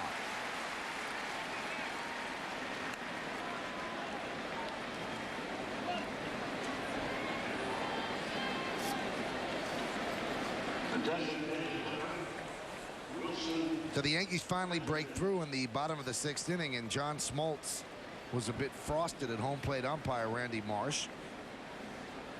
Thought that pitch to A-Rod was a strike 3. Al and I were talking between innings, and that's another area where I don't know why baseball does it. I mean, why, if you want a level playing field, why would you have Questek in 13 fields but not in the others? And it's not in Turner Field. Now, I'll guarantee you that pitch in Turner Field is called strike 3. But it ought to be either not in any park and let the umpires call their game, or it ought to be in every park. And if expense is a reason, that's a foolish reason, because baseball's got plenty of money. Now, we've been speaking all 3 games about Questek and how the Braves don't like it. And I don't understand what's the complaint about Questek. They're just trying to have the umpires call a strike, and a ball, a ball. Put it in every stadium. There are home plate umpires that will say, they certainly know the Questek stadiums. They say, I'm on the computer tonight. Well, then it should be in every ballpark. Well, right? That's what we're saying. But I mean, there's no crime that they actually call balls balls and strikes. Yeah, but it's not an interpretive job. But it's a difficult job to call, particularly the low strike. And without Questek, I think most hitters would say if it's like a half inch or an inch outside, they're not going to complain. It's the ones that are way outside.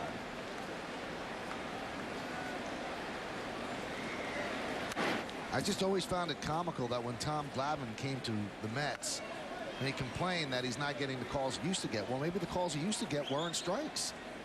Maybe he was, getting the benefit of the doubt of being a veteran pitcher that was known for his control, and it wasn't fair to hitters. There's no question about it. If an umpire knows he's not taking a test or a quiz on that night as a result of not having this Questek, he's not being evaluated. He calls things as he thinks he sees it, not based on whether it's over the plate or not. Well, it's funny because when I was in school and I didn't have tests, I didn't work as hard. But when I had tests, I studied. I tried to be better. Well, this is a little different than a test. This is like Big Brother looking over your shoulder. Nobody likes to do their job with somebody standing behind them, trying to influence how you do your job. You hire a guy, you ought to give him like an umpire, the right to call it the way he sees it. Nice play by Jeter, and a nice scoop on the backhand by Phillips. Boy, Andy Phillips has done, yeah, Derek's saying thank you. He's done some nice job at first base. He's really made it possible for the Yankees to just have Jason Giambi DH. Yankees don't want to take Phillips out of the lineup. He's been very good defensively and very good offensively. He's also been taking some ground balls at second. He actually came up as a second baseman, or in the minor leagues as a second baseman. Joe said, I'm not going to start him there with Cano hurt, but I could use him there in case of an injury or a late inning switch. And that one served down the left field line by Langerhans.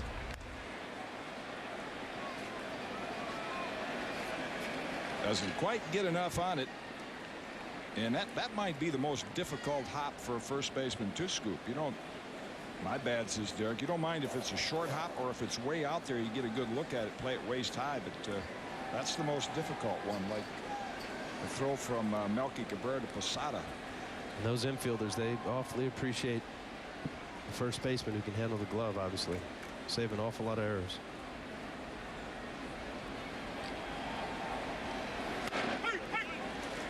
And the count 0-2. 97 miles an hour on his 83rd pitch of the day.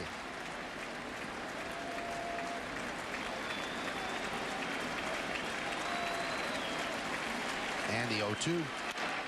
Another ground ball. Cairo gobbles it up. And a 1-2-3 inning for Chien-Ming Wang and the Yankees. At the end of 6.5 innings of play, it's time for the 7th inning stretch. The Braves lead the Yankees 2-1. And everybody here at Yankee Stadium will rise and listen to the voice of Yankee Stadium, Mr. Bob Shepard, as we honor America here in the Bronx. Now, please offer a moment of silent prayer as we remember the servicemen and women who are stationed around the globe, and especially remember those who have lost their lives defending our freedom and our way of life. Join David, Justice, and me. We look forward to seeing you then. Now back to the Bronx. Thank you, Bob. Back here in the Bronx, bottom of the 7th inning. Braves lead the Yankees 2-1 on the IO Digital Cable scoreboard. 2-6-0 Braves. 1-5-0 for the Yankees. Bottom third of the order against John Smoltz. Smoltz came out, had somewhat of a lengthy conversation with Randy Marsh, the home plate umpire, maybe to patch things up. Marsh didn't like being shown up in the last inning. And the pitch is high from Smoltz. Count 1-0. You know, John might have gone up to the clubhouse, asked, hey, where was that? They told him, hey, it was a few inches off, and it's certainly a smart move for John. Driven out to right center field. Andrew Jones got a great jump but can't make the play. It's past him and it goes to the wall. Andy Phillips is going to go for 3. Andy Phillips is going to get 3. Jones had trouble picking the ball up by the wall. Phillips saw it and headed for third.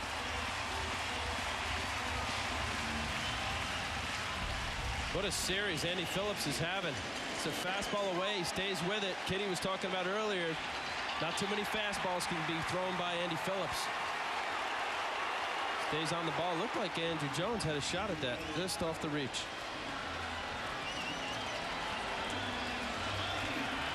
Yeah, it's a little further. Well, now the Braves are going to bring the infield in. Miguel Cairo is a very good bunter. Andy Phillips has somewhat deceptive speed. And a ground ball is short. Phillips will stay. 1 away. Might be a good time to pinch hit for Stinnett now. And that's what Joe Torre's going to do. As Stinnett is called back. Stinnett just has not been able to hit John Smoltz in his career. And Jorge Posada will get the call. Well, again, during these times when the Yankee offense is struggling, one of their strengths has been getting that runner in from third with less than 2 out. Unusual for Derek not to do it, I think, in last night's game. And Cairo, up to that at bat, was 5 for 7.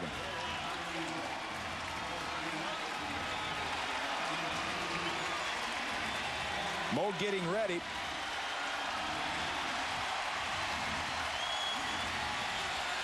Posada 3 for 6 this year as a pinch hitter.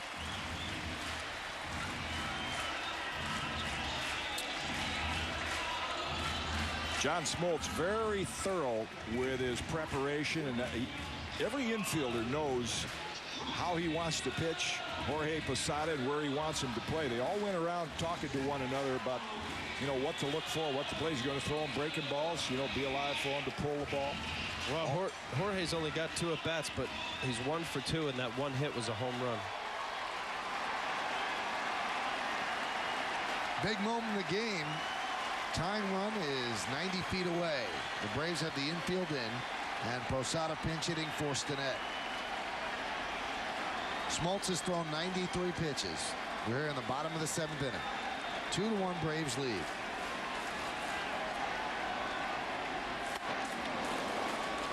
Oh, 0-1.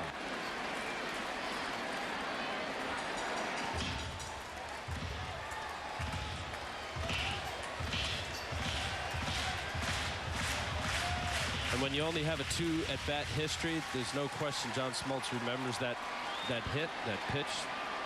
And I'm certain Georgie knows that home run as well.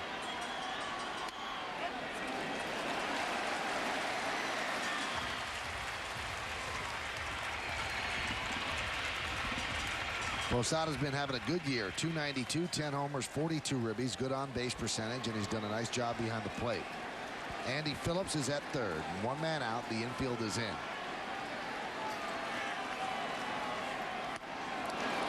Now in these situations, Al, are you thinking strikeout?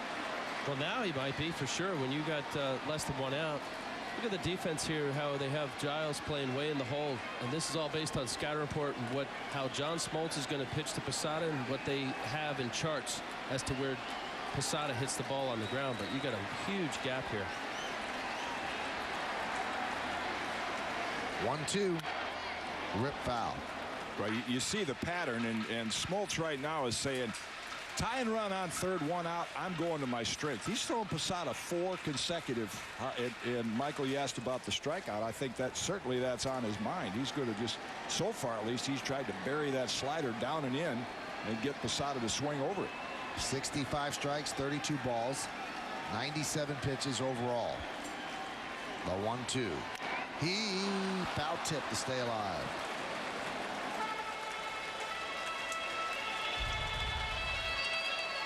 Like they went to the splitter, and Jorge just got a piece of it. But every pitch in this at bat has been a pitcher's pitch. Jorge has not really had one pitch to handle out of the first 4.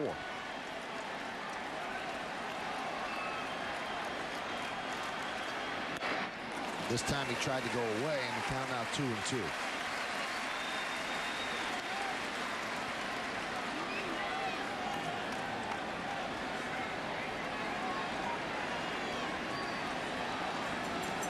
Much easier for a hitter to serve a ball out away from him than it is to fight it off inside.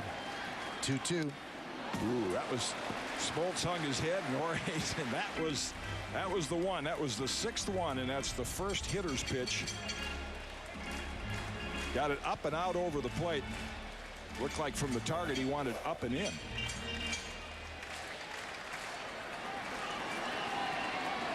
George has fouled off some tough pitches.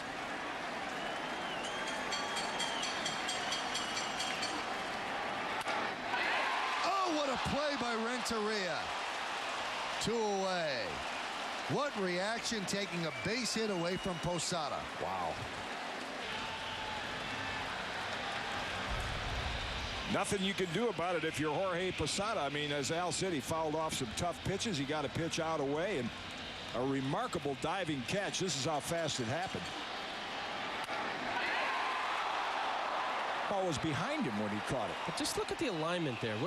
You know, why is Renteria almost up the middle? I mean, this is all based on, you know, where they think John Smoltz is going to throw the ball and where Jorge Posada has hit in the past. But he was basically up the middle.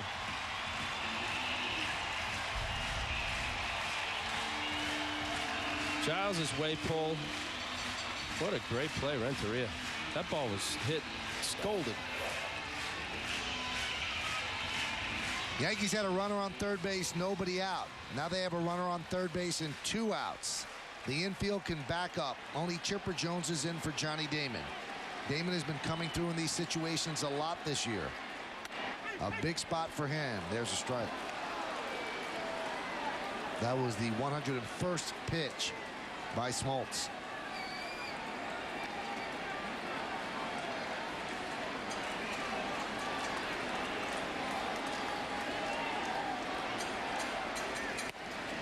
Missed outside, 1-1.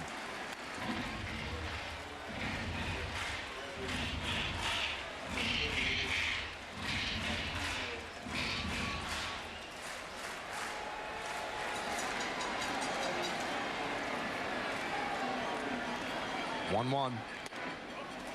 2-1. Yankees hitless in 6 at-bats, as you just saw, with runners in scoring position. See the double-barreled action, lefty and a righty, Ray and McBride. But watching Smoltz work over Johnny Damon, I think the conference was about even as good a young hitter as Melky Cabrera is.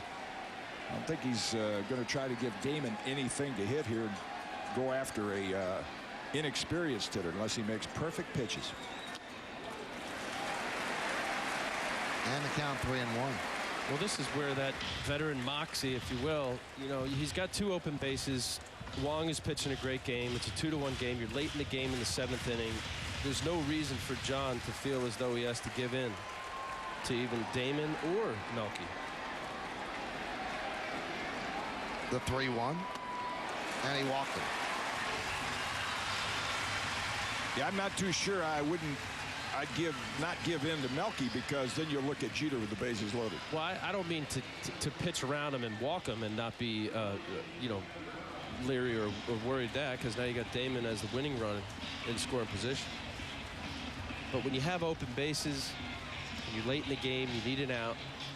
If you get in bad counts, meaning 2-0, 2-1, 3-1, it doesn't mean that you have to get in the count with a fastball middle down. You could still pitch tough because you have an open base. Cabrera 1 for 3. And there's a strike. Melky scored the Yankees' only run today, led off the 6th inning with a single, and scored on an A-Rod ground out. 2-1 Braves. Smoltz with a lot of breaking balls to left-hand hitters, and that's an easier pitch for Johnny Damon to steal on. And the count 0-2.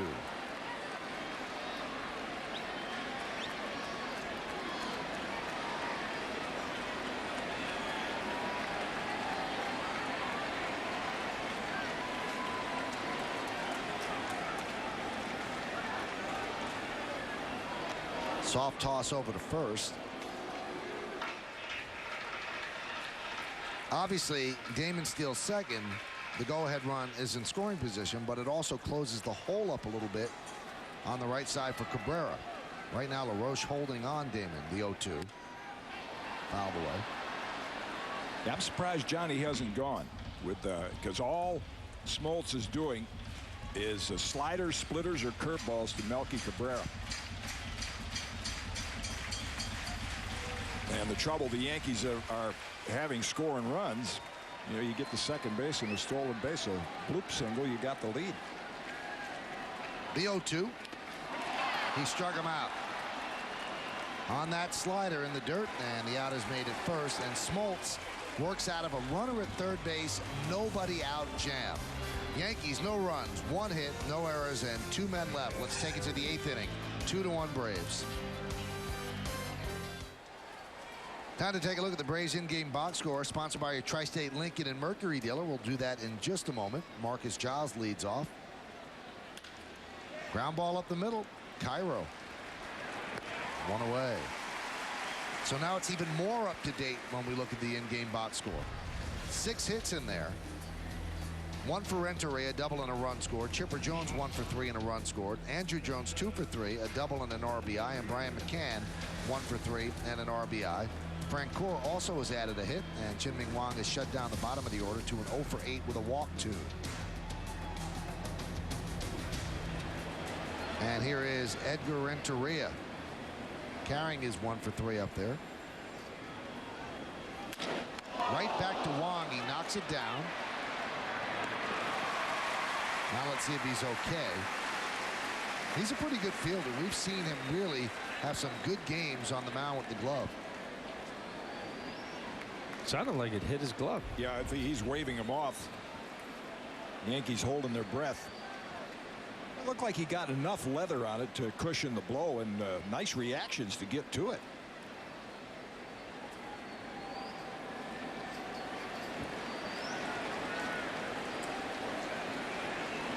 Yeah, I think that glove. And you mentioned he's a good fielder. A good fielding pitcher. Show me a good fielding pitcher, and I'll show it'll be a pitcher that has a good finish and a good follow through.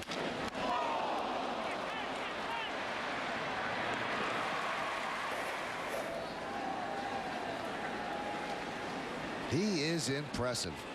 Scott Proctor warming. Wong's at 86 pitches.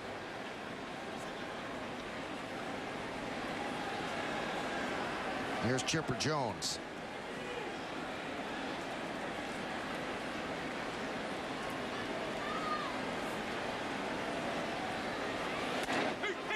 And a strike. Saw some handshakes in the Braves bullpen, and it appears Ken Ray is warming up in anger. So I was looking for Smoltz to come back out, but I think all those breaking balls the last inning and tough pitches took it out of him. Granted, he got a great break on the line drive by Posada, but you really saw a veteran pitcher, you know, going to his strength and making pitchers pitches one after the other. The only really hittable pitch he threw was to Posada.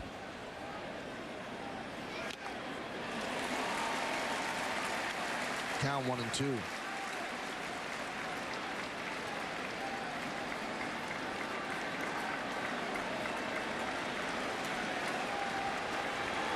Now Mike Myers joins Scott Proctor in the bullpen. And there's a base hit through the right side. So Chipper's 2 for 4. Like Al said, he loves New York. Either ballpark. Well, we mentioned his success against the Mets. We told you on Monday he actually named his kid Shea after Shea Stadium. He keeps hitting like this here, he's going to have a Yankee Jones in his family.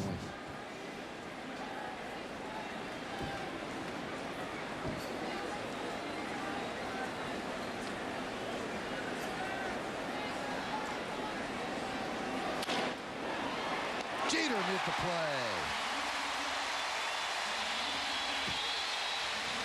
In the 8th inning, no runs a hit, no errors, and 1 man left. Andrew Jones thought he had a base hit. Derek Jeter had other ideas, and he pulls it down. And we go to the bottom of the 8th. 2-1 Braves.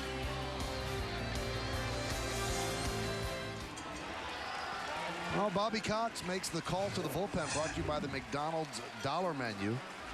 And a little bit of a drop in quality. No knock on Ken Ray, but you take out John Smoltz, you hold your breath. And this has been a problem area for the Braves. You look at Ray's numbers, are very good. And if you think this guy is feeling any pressure, you're wrong. He's just happy to be here. He's had 7 years between big league appearances. Missed some time with an injury. 32 years old. And he'll face Jeter, Giambi, and A-Rod. Missed outside 1-0. You look at his stops in the last few years, you know, big towns like High Desert. He played in Japan. He played, I guess he played for Buddy Harrelson at Long Island. Braves got him out of the independent league.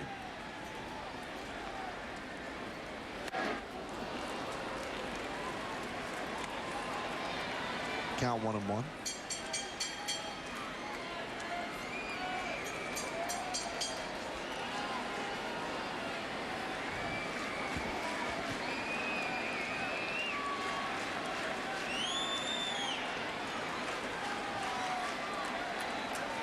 And the pitch from Ray. Strike on the outside corner. Good fastball. Count 1-2.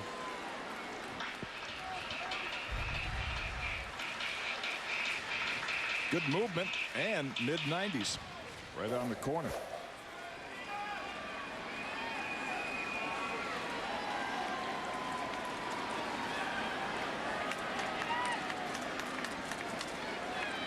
And the 1-2 pitch. Slice foul.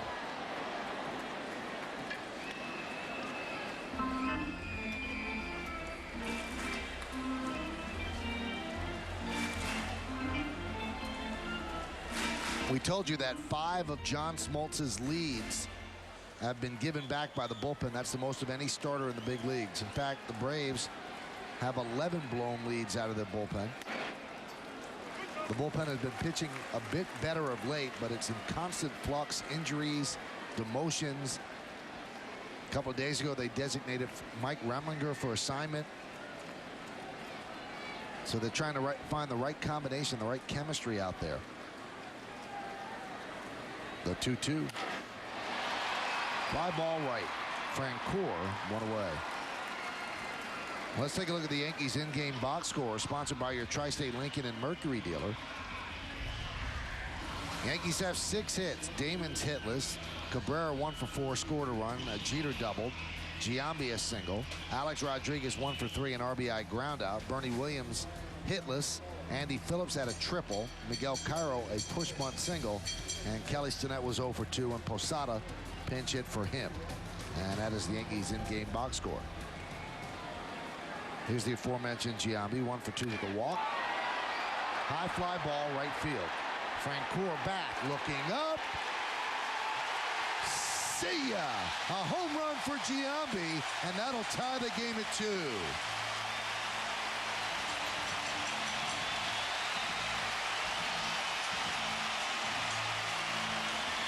Now John Smoltz has 6 blown leads as a starter.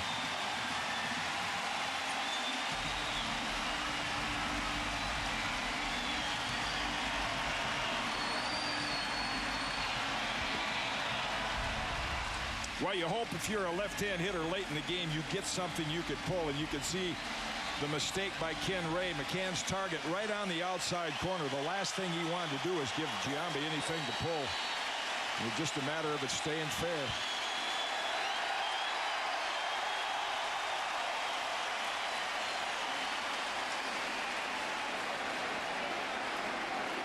'23rd home run for Giambi, 10th in the month of June. Pitch is outside, a slider, 1-0.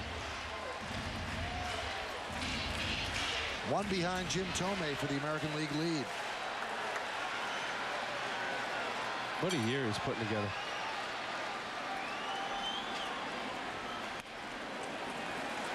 And the count 2-0. Really, from about this time last year, he's been hot. He got off terribly last season, then picked it up, and really has been his old self. Count 3-0 to A-Rod.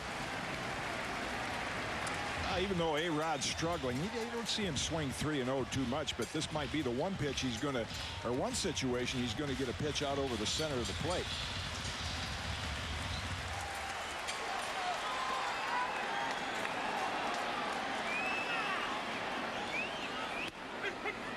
And a strike.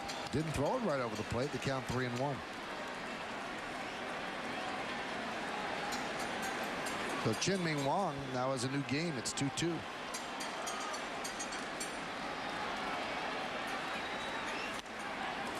And A-Rod walks on 5 pitches.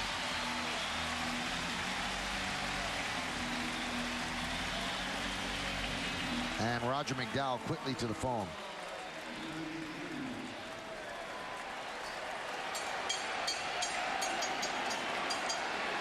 You see Larry Bowa flashing some signs. This might be one of those innings, instead of trying to win a game with a home run, to see the Yankees get a little more active on the base paths. Bernie's got the hole open between first and second.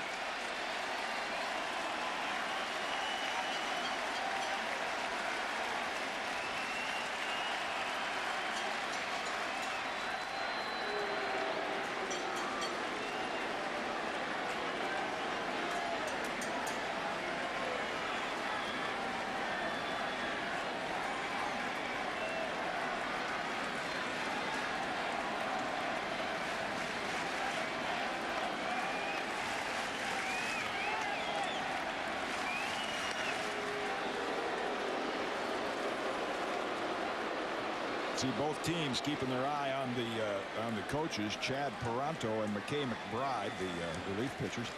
McCann looks into the Atlanta bench, get the signal, throw over, pitch out. A-Rod with his eyes glued on Larry Bowa.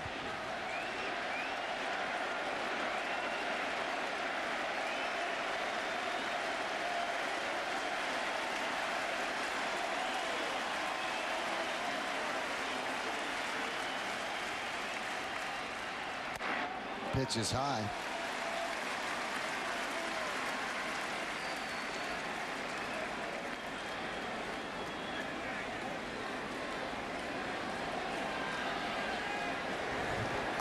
And Mo's getting ready in case the Yankees take the lead.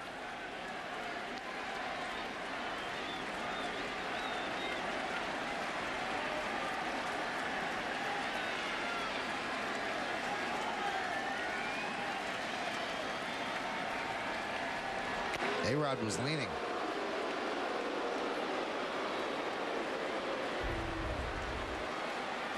Yep, he was going.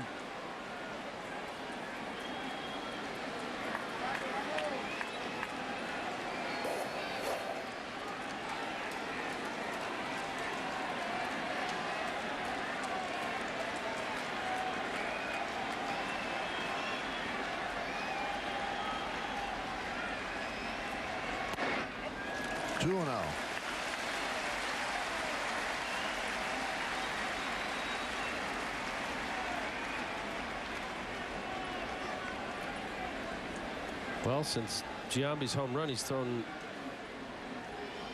8 pitches, 6 of them been sliders or splits.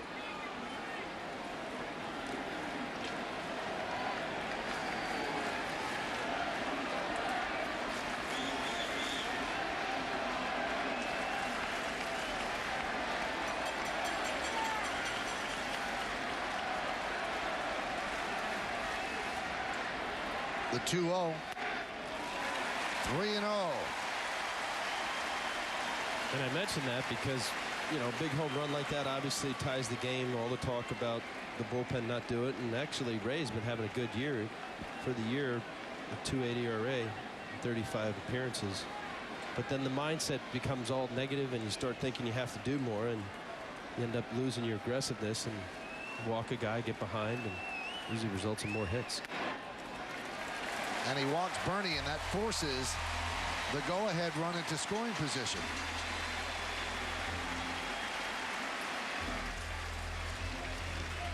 Well, they always say you have to shake off a home run, but following the home run, he's walked 2. Does it have a residual effect when you give up a homer?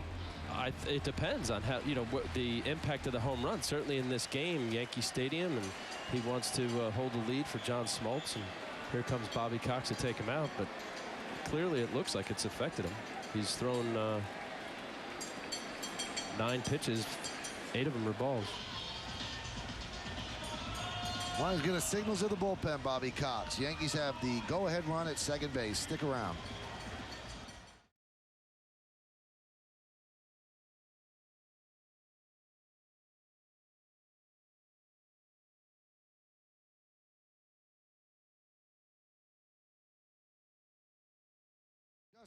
Bobby Mercer and Kimberly Jones. It's a full house. Then Jim Cott, Al Leiter, and I call all the action starting at 7 when the Yankees take on the Mets Friday night, only on Yes. Big Chad Peranto, about 250 or 60 pounds. The Yankees saw him back in 2001 with the Orioles, a little bit with the Indians. Pretty good numbers, less than a hit per inning and almost a strikeout per inning. Andy Phillips at the plate. Peranto against Phillips. Count 1-0.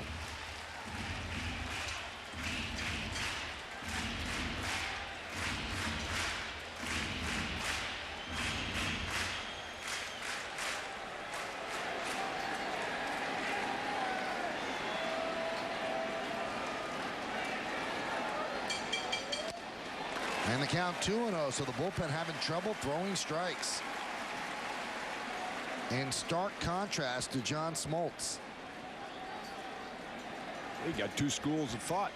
If you're Andy Phillips, Braves bullpen hadn't thrown a strike. He's a good fastball hitter, and he's probably going to get a fastball here. Might be the best pitch of the at-bat he'll get to hit. The 2-0. Strike.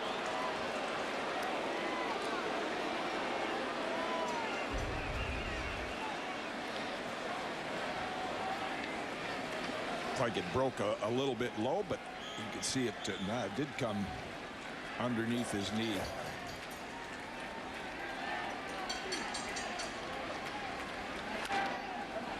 Off his foot.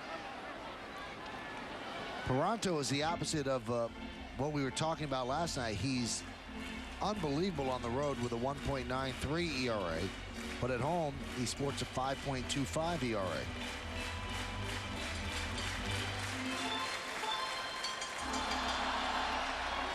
2-2 game. The lines are identical, 2-7-0 to 2-7-0.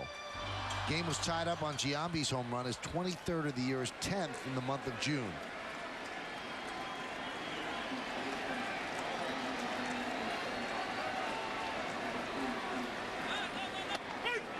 Strike 3. And Phillips down looking. Big strikeout for Peranto.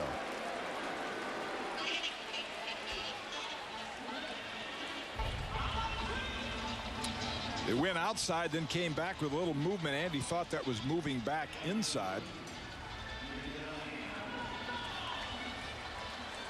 Caught the inside corner.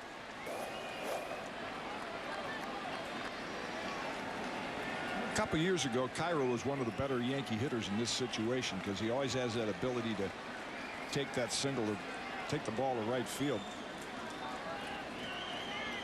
1 for 3. Big spot for him, and the pitch is inside. 1-0. Along with Jim Cott and Al Leiter, I'm Michael Kay. You're watching Yankees baseball on Yes, a special Wednesday matinee. Braves and the Yankees are tied at 2. Alex Rodriguez at second. Bernie Williams is at first. They both walk following Giambi's home run, the 1-0. There's a strike, and the count 1-1.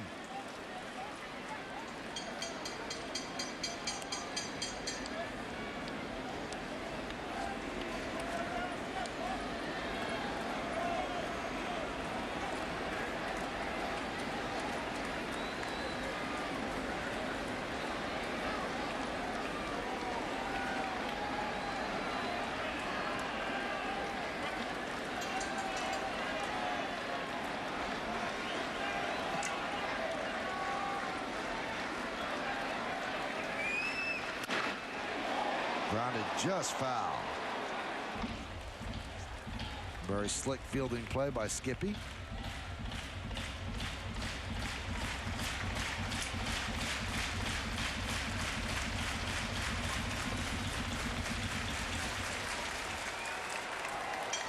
So Paranto breathes a sigh of relief.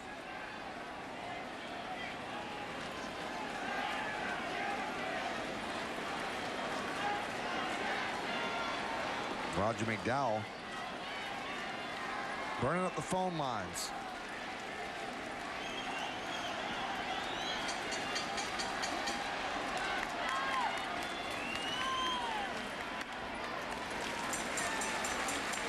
Certainly a call out to that bullpen in left center is not long distance, but it's a long way from John Smoltz to whomever comes out of there.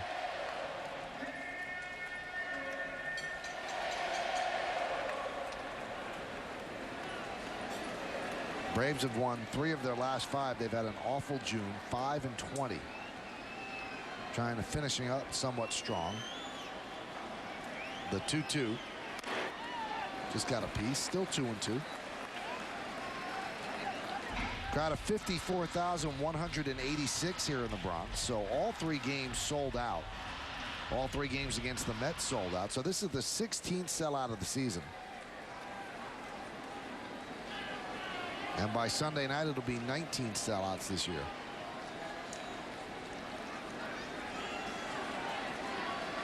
First and second, 2 outs. A-Rod is at second with the go-ahead run. 2-2 game. And the pitch. He struck him out. Impressive performance by Paranto. Strikes out Phillips, strikes out Cairo to work out of problems. But the Yankees do tie the score. They do it on a Jason Giambi home run. A high fly ball that went up against the facing of the upper deck. His 23rd homer. It's a 2-2 game.